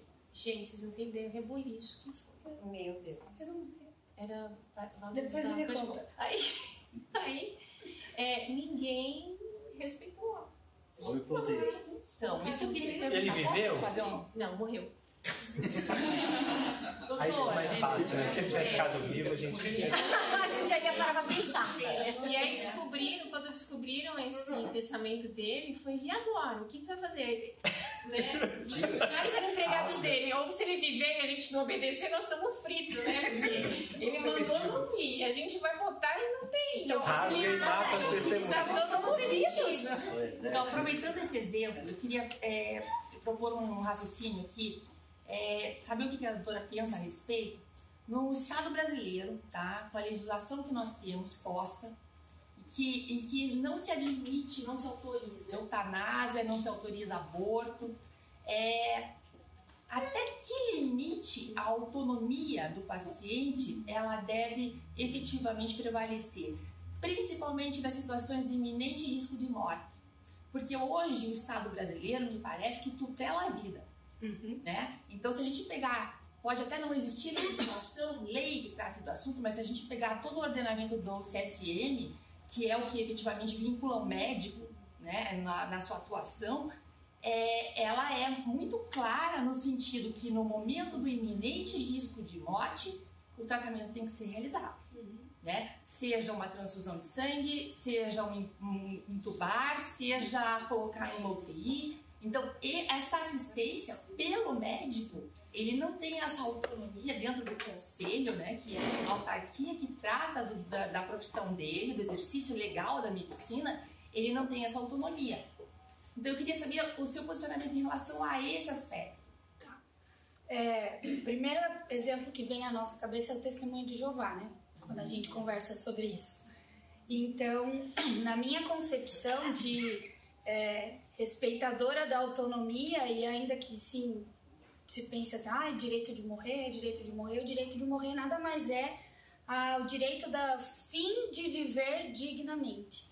Então, por mais que o Estado brasileiro tutele de forma clara o direito à vida, que está lá na nossa Constituição, no artigo 2º, salvo engano, da Constituição está a dignidade da pessoa humana. Então, eu acho que a nossa saída como juristas, né, é a dignidade da pessoa humana, é a vontade do paciente durante a vida. Exemplo do testemunho de Jeová. Óbvio, não estou tratando aqui de crianças, adolescentes e tudo mais, incapazes, nem relativamente incapazes, capazes. Então, tenho 35 anos, sou capaz de testemunho de Jeová e não quero fazer uma transfusão sanguínea. O médico, como é que ele vai se respaldar? Primeiro, se ele fizer uma transfusão sanguínea nesse paciente, esse paciente ele vai ser rejeitado pela comunidade dele. Ele vai viver, ótimo, mas ele não vai viver de forma digna. Então, que direito à vida que eu estou garantindo a esse paciente depois? Segundo, se eu não fizer a transfusão sanguínea, ele pode morrer. Ok, pode morrer, mas ele vai morrer estando consciente que essa foi a melhor decisão que ele podia tomar para a vida dele. E que nas concepções religiosas, óbvio, porque a gente não pode esquecer, para a religião era o que Deus queria naquele momento para ele, então ele vai morrer mais em paz. Então é aquele dilema, um direito à vida sem qualidade, com sofrimento e sem respeito à dignidade, ou um direito a uma boa morte consciente e escolhida. Então aí a gente tem vários instrumentos jurídicos para isso. Constituição Federal, no artigo 5º, fala o direito à vida, eu posso juntar com o direito à vida uma vida digna, daí eu posso colocar também o inciso do artigo 5º que fala que eu não preciso me submeter a tratamento que eu não queira. No artigo 15 do Código Civil também tem essa mesma disposição de que eu não preciso me submeter a um tratamento que eu não queira. Eu posso buscar no direito civil a questão da autonomia do paciente. Então, eu acredito que temos vários fundamentos para justificar esse não fazer. Quanto ao médico, a doutora Clarice vai estar muito mais qualificada do que eu para falar, mas ele tem que se respaldar. É uma situação emergencial. O Código de Ética diz que tem que ser situação emergente, tem que resolver. Vamos para o exemplo que fica mais fácil. Chegou uma pessoa, um acidente de carro, não se sabe ainda quem ela é, quais são as convicções religiosas dela, e ela entra direto para o centro cirúrgico e eu preciso fazer uma cirurgia de emergência, preciso fazer uma transfusão. Faço a transfusão. Depois eu descubro que ela é testemunha de Jeová. Isso é uma atuação de emergência. Isso o médico está resguardado a não ser responsabilizado. Aí ele atuou com uma situação de emergência. Outra situação, paciente que já está fazendo um tratamento lá no hospital, já está sendo tratado, já é de conhecimento que ele tem essa escolha, e aí sim surge uma etapa do tratamento, enfim, não sei os termos médicos, mas surge uma etapa no tratamento que ele precisa fazer a transfusão. Aí eu chego e pergunto para ele, olha, vai precisar fazer uma transfusão, o que você acha que é melhor? Não quero fazer. Ótimo. Isso é o respeitar a autonomia. A emergência eu entendo, uma situação de emergência necessária, o médico realmente precisa trabalhar para salvar a vida do paciente. Mas, desde que aquela atuação dele na emergência não viole alguma coisa que o paciente já alertou ele. Eu acho que tudo vai do tribunais tem entendido de forma... Gente, só um pouquinho que está tentando falar faz um tempo. Bem, bom dia a todos e a todas. Primeira reunião que eu participo desse comitê, que se eu não me apresentar rapidamente, eu sou o Vinícius Filipato, eu sou médico. Nós temos na diretoria de gestão em saúde, mas eu quero contribuir com essa discussão porque esse tema é muito importante para nós médicos. Com um pouco da minha experiência de vida, como 20 anos como plantonista do CIAT, aqui em Curitiba, com 10 anos de plantonista de resgate aeromédico, num limiar absoluto entre vida e morte permanentemente. E quando a gente vê o momento da morte, é diferente de quando a gente raciocina sobre. Sim. Então, poucas considerações, mas esse tema assim dá centenas de desdobramentos para anos de conversa. Mas assim, é muito importante que a gente, como sociedade, nós somos aqui representantes de instituições, temos uma responsabilidade no país onde nós moramos, na comunidade em que a gente vive, onde o SUS é a realidade. O SUS é a realidade do Brasil. Por mais que o tema, essa discussão esteja bastante interessante, com muitas vieses, mas a parte fácil é quando nós temos um testamento escrito. A parte difícil é a realidade do dia a dia, em que nós não temos e não teremos nunca essa condição. Temos um sistema de saúde que tem limitações financeiras, que tem obrigações.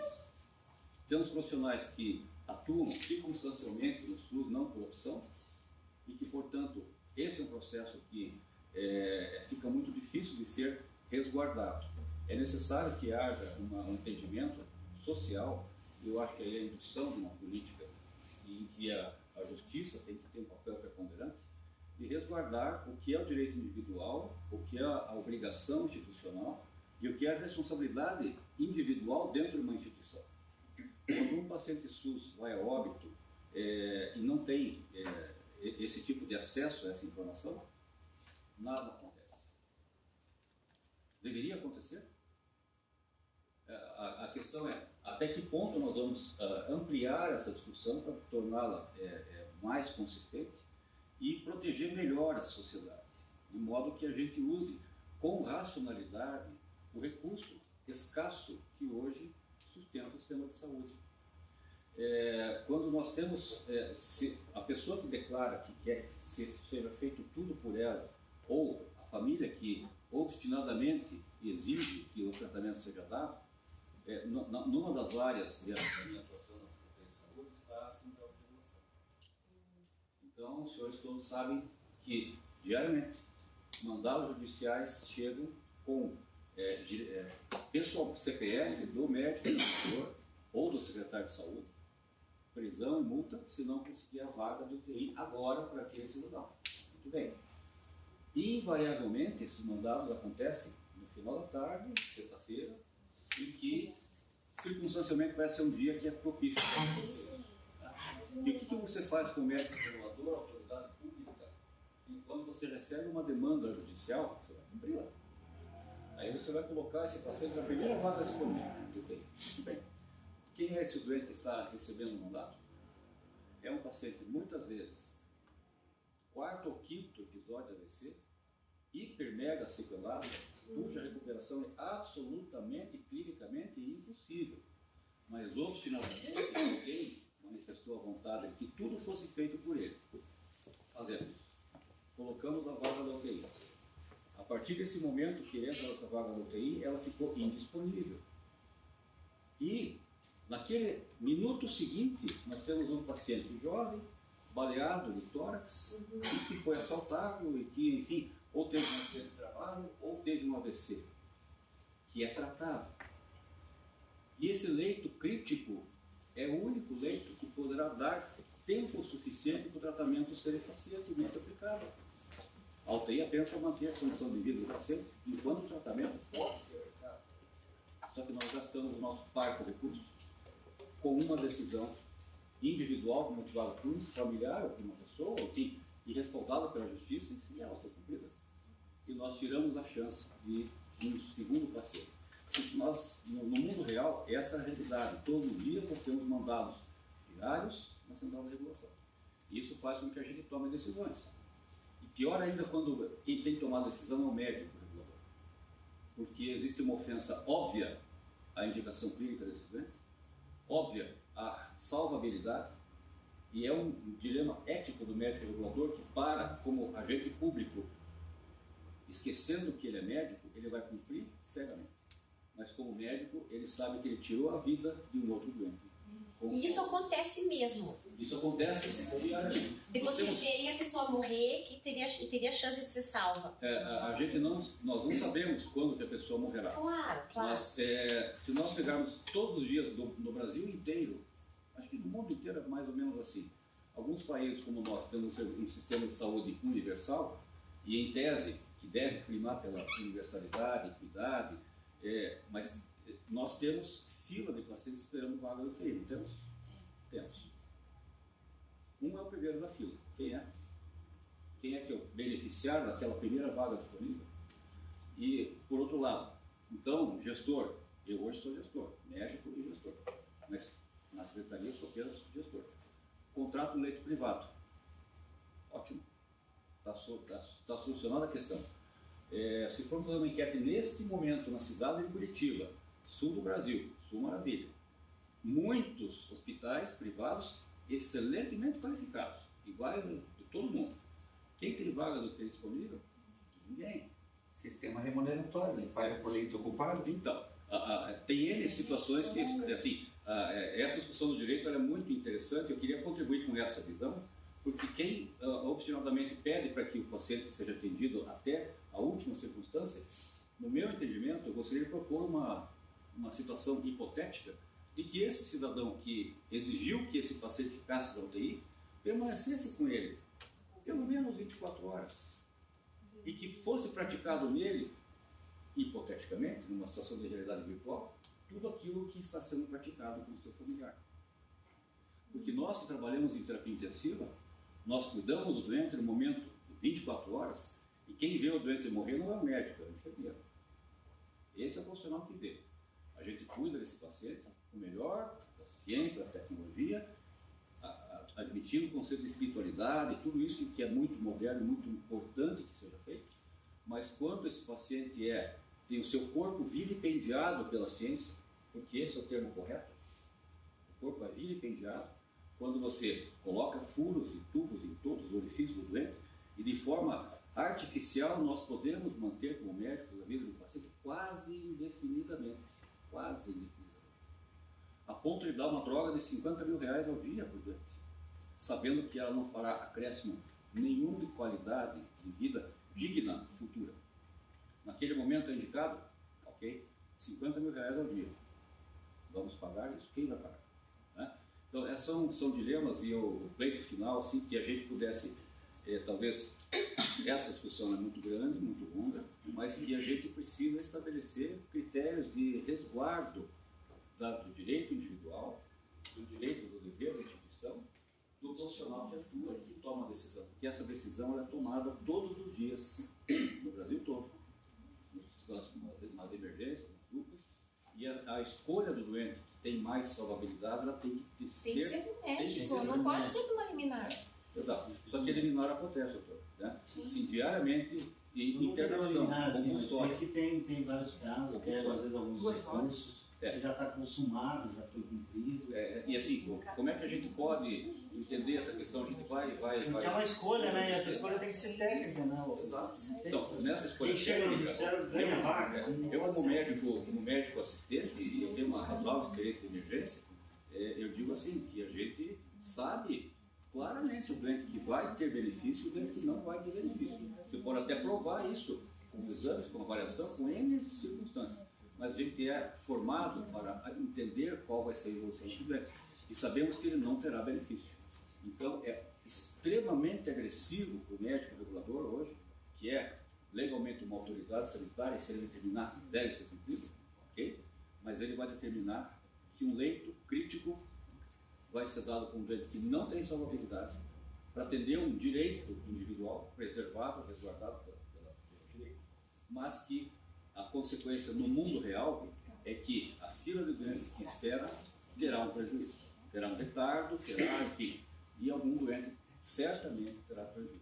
E esse doente que fica sequelado porque o tratamento dele foi atrasado, se ele não for a óbito, para a estabilização ele é mais importante ainda, porque um sequelado jamais será reintegrado à sociedade de meio produtivo e são, e ficará eternamente dependente do SUS pelo resto da sua vida, porque nós perdemos aquele período de 2 horas, 3 horas, 4 horas, que seria crítico para que a doença fosse tratada. Quando ela não é tratada, ele é sequelado e ele onera exponencialmente o sistema de saúde e não haverá recursos. Não só de saúde, a previdência também. Sem dúvida. Ele vai ser aposentado tudo.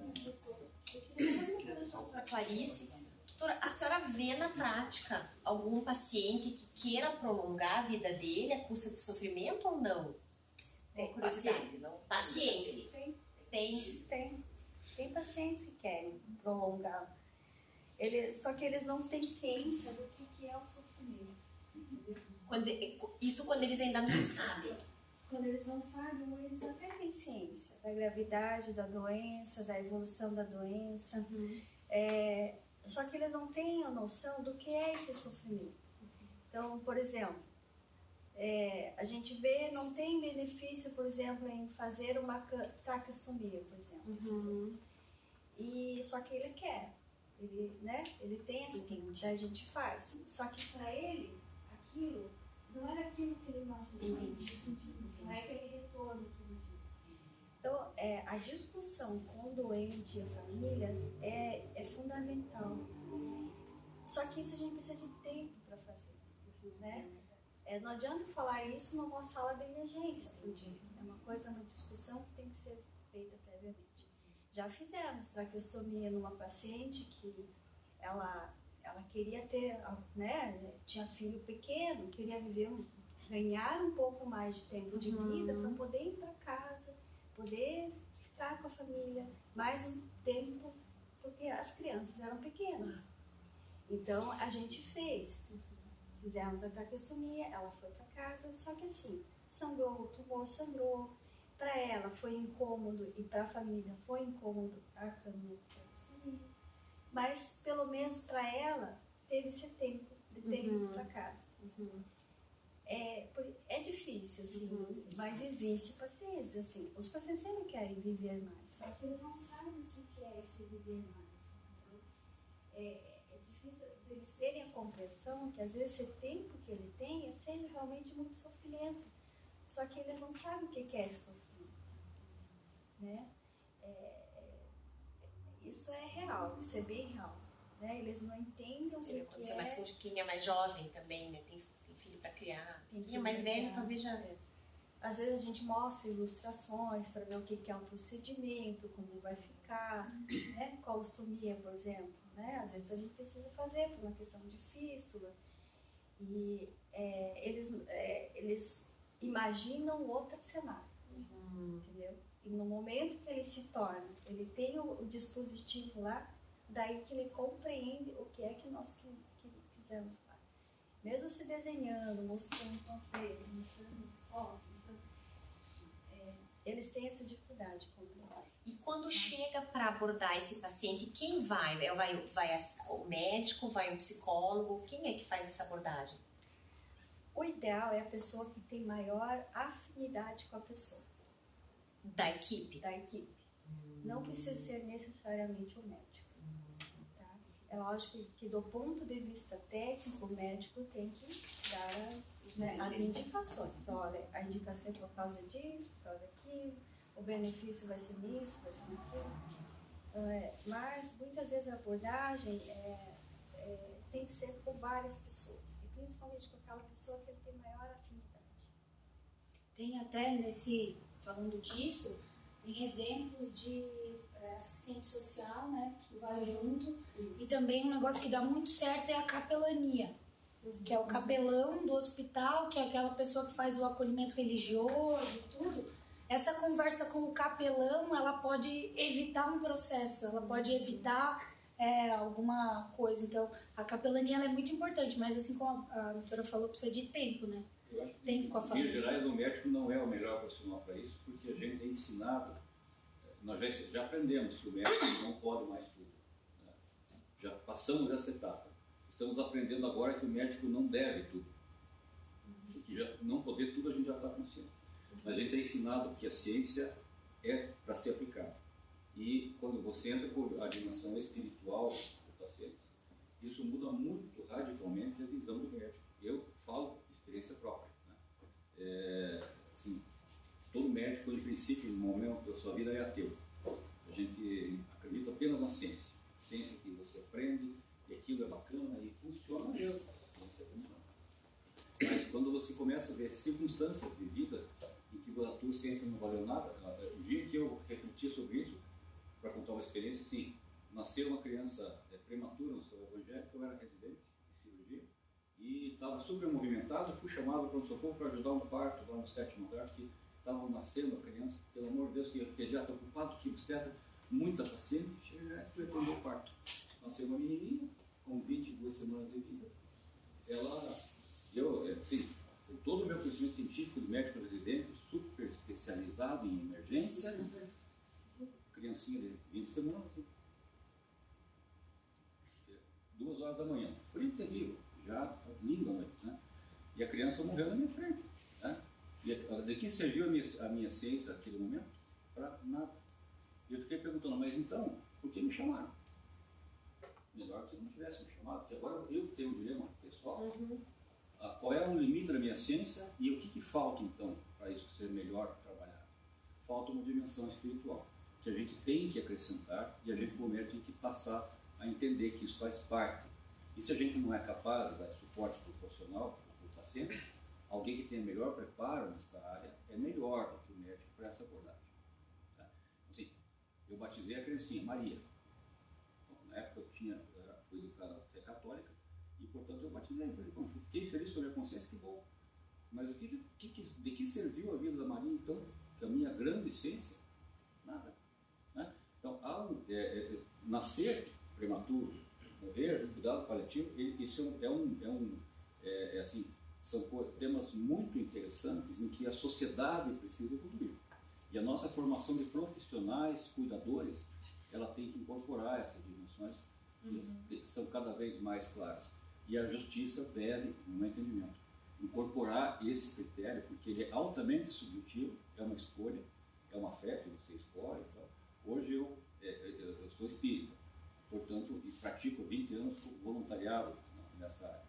É diferente, como você vê, depois você admite que existe outra visão além da que você já conhece. É muito pessoal isso, né? O Estado brasileiro precisa evoluir. Eu acho que é mais difícil ainda cuidar da pediatria. Porque, assim, eu trabalhei no hospital infantil, lá tinha a comissão de cuidados paliativos, tudo. A gente teve a situação de uma paciente que ela estava lá internada no UTI pediátrica desde que o hospital foi inaugurado. E chegou um momento que foi conversado tudo com a equipe, a comissão, de que não tinha mais o que fazer. Já foi feita reanimação cardíaca 3, 4 vezes. Só que assim, o que a gente percebeu? Como foi difícil a equipe de saúde, os técnicos de enfermagem que passaram 5 anos com ela, mais tempo do que a própria família, e uma criança ali, tinha 7 anos na época, como foi difícil para a equipe aceitar essa questão da finitude ali da paciente, e um paciente pediátrico, Mas foi feito um trabalho muito bacana, que foi a questão da comissão, multiprofissionais, então tinha fono, serviço social, técnico de enfermagem, a capelania também tinha no hospital. Então todo mundo conseguiu, e mesmo assim teve aquele período de luto que foi praticamente um mês depois que o paciente veio a óbito, da equipe se reestruturar e não, vamos levantar a cabeça. Teve gente que não concordou com a situação ali que ocorreu, até ficou bravo tudo, com a equipe, tudo, mas como é difícil também essa questão do cuidado paliativo na pediatria, e como é difícil também a equipe, você passar para a equipe de saúde principalmente, o pessoal que está dia a dia ali junto com o paciente, de que tem uma finitude, de que essa decisão ela é necessária. O contraponto é a distanásia. Acho que a doutora comentou isso, que em outros países já está sendo culpabilizada a distanásia. Eu acho que o que existe hoje é isso, que como não há nada que nos impute pela distanásia, é mais cômodo eu deixar que aconteça, então, Porque se eu passar a ser cobrado pela distanásia quando for uma obstinação terapêutica. Só que essa é uma linha divisória que muda quase que semanalmente, Surgem coisas novas, vai evoluindo. Mas eu acredito que a discussão dela... Como? A judicialização prejudica essa questão. É um grande estímulo à distanásia. Exato. Porque ele pratica a distanásia. Então, esse contraponto que eu percebo que quando isso... E veja, nós estamos aqui no grupo seleto. Quando a gente leva isso para a comunidade, que vai falar disso, a primeira coisa que alguém levanta lá e diz, vamos fazer eutanásia agora então? Começam já pelo outro contraponto. Aí tem como dizendo, não, esquece, eutanásia é crime no Brasil. Não estamos falando disso. Vamos falar da distanásia, quer dizer, a morte com sofrimento aumentado, Tem até a ilustração da cobra lá, dos viajantes que caíram na mão de canibais, e daí tinha que escolher o tipo de morte lá, daí se era decapitação ou mamba. Como ele não sabia o que era mamba, o primeiro pediu mamba, né? Mamba era uma cobra que mordia 7 dias de agonia para morrer. Daí o outro, então corta logo a cabeça dele. Daí o cara disse que não, primeiro um pouco de mamba, depois a gente corta a cabeça. Assim é de eutanásia. Mas essa questão da ortotanásia não deveria ser a contramão da eutanásia? Porque a ortotanásia não é a morte do seu tempo? Então a gente já tem uma regulamentação. Entra o cuidado paliativo nisso. O cuidado paliativo, na verdade, é a ortotanásia. É que hoje em dia o cuidado paliativo está muito associado. Eu mesmo não sabia dessa diferenciação do tratamento fútil. Porque parece que foi o que o doutor Samir falou antes. Paliativo, a pessoa já está morrendo, não está adiantando fazer nada. E na verdade não. O paliativo, ele é diferente, ele é muito maior, né? Então, é não iniciar um procedimento novo que você sabe que será fútil. Ou que, assim, eu como médico visualizo a questão assim, reduzir a dor e reduzir o sofrimento, primeiro do paciente. Se possível, da família. Na família não haverá unidade. Nunca. Então, o paciente que é para quem a gente trabalha. É o trabalho do médico com o paciente. Se ele está sem dor e se ele está confortável, ele pode partir. Então, a ortotanásia, assim, eu posso prolongar indefinidamente a vida dele? Podemos. A ciência permite que você coloque N circunstâncias de tratamento artificiais, você mantém o coração batendo uma semana, 10 dias, 10 anos. Isso tem um custo, isso tem um valor. O que é o valor disso? Para quem é o valor? Para mim, como médico, que usei a ciência, para a família que se confortou, que agora está em casa, confortável, o paciente sendo vilipendiado, não tem. Então, esse conceito é bem, muito crítico. Não é só o custo financeiro, né? O custo emocional também, né? Da família de acompanhar Mas é um desgaste, não só para o paciente, que às vezes a gente até não sabe a dimensão da dor do paciente em algumas situações, né? Mas da família E foi tão engraçado que esses dias no grupo de juízes da saúde colocaram uma notícia, acho que era da Inglaterra. Era um jovem que estava há muito tempo, eu não sei em qual condição, mas estava internado, não interagia e tal. E aí acho que lá o juiz mandou desligar o aparelho. Lembra, Lu? Não sei se você viu. E aí a reportagem dizia o seguinte, uma reportagem em inglês lá, dizia assim, que a hora que falaram para ele que iam desligar o aparelho, ele derramou uma lágrima. Então então assim, eu não sei com que intenção mandaram aquilo do grupo, tá? Mas eu aqui do outro lado fiquei pensando, mas será que ele não derramou uma lágrima de felicidade? Não passou pela cabeça de ninguém.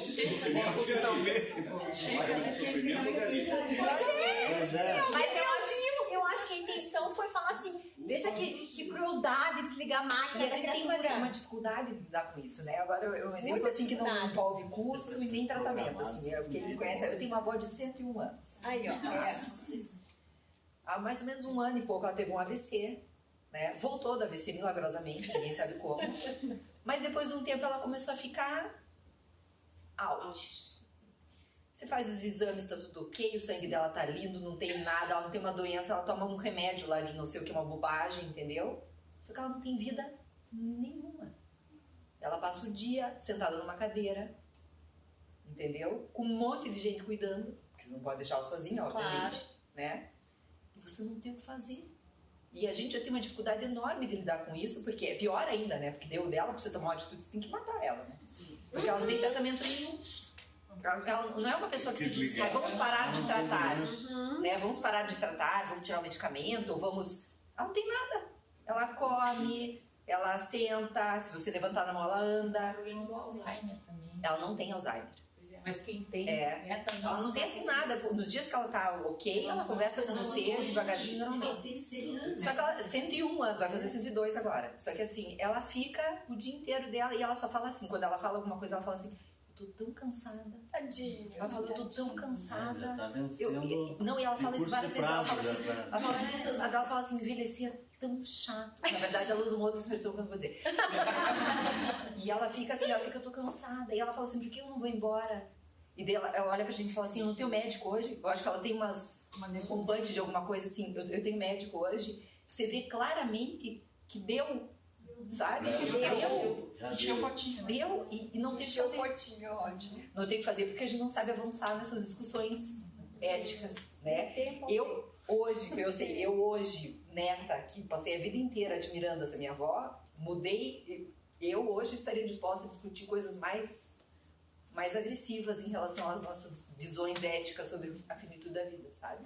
Nesse caso, que ela está em casa, ela está internada, realmente não há nem o que fazer. Não tem o que fazer. É o tempo. Tem que Aí esperar. você vai pro lado espiritual. É o tempo dela, não está na hora. Quando for o momento. Mas não deixa de ser horrível. Porque você vê que há um sofrimento para ela. Que a vida não tem sentido nenhum. Ela mal entende o que as pessoas falam, ela quase não interage com ninguém. Só que ela tá ali.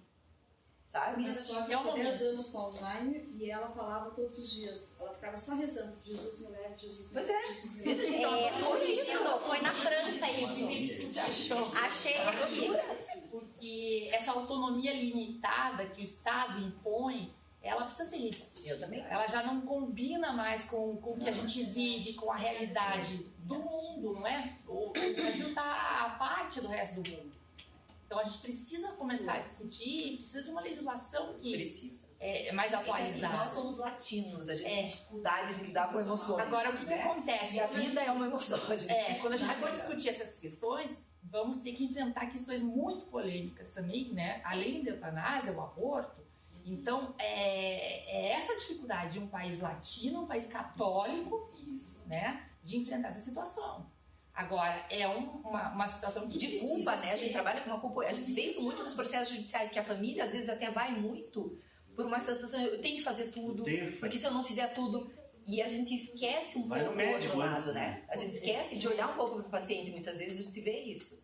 E é uma questão cultural mesmo. Não só cultural, mas é um pouco cultural. A gente tem dificuldade de lidar com isso. A gente, eu digo todos nós, o médico na hora que atende, a família, o juiz na hora que julga, muitas vezes, né? Sim. O gestor, todo mundo tem dificuldade com isso. A gente tem uma dificuldade enorme de lidar com isso. Eu vou mandar, é da França, eu vou mandar no grupo, tá? Mas eu vi aqui, ele é quadraplégico.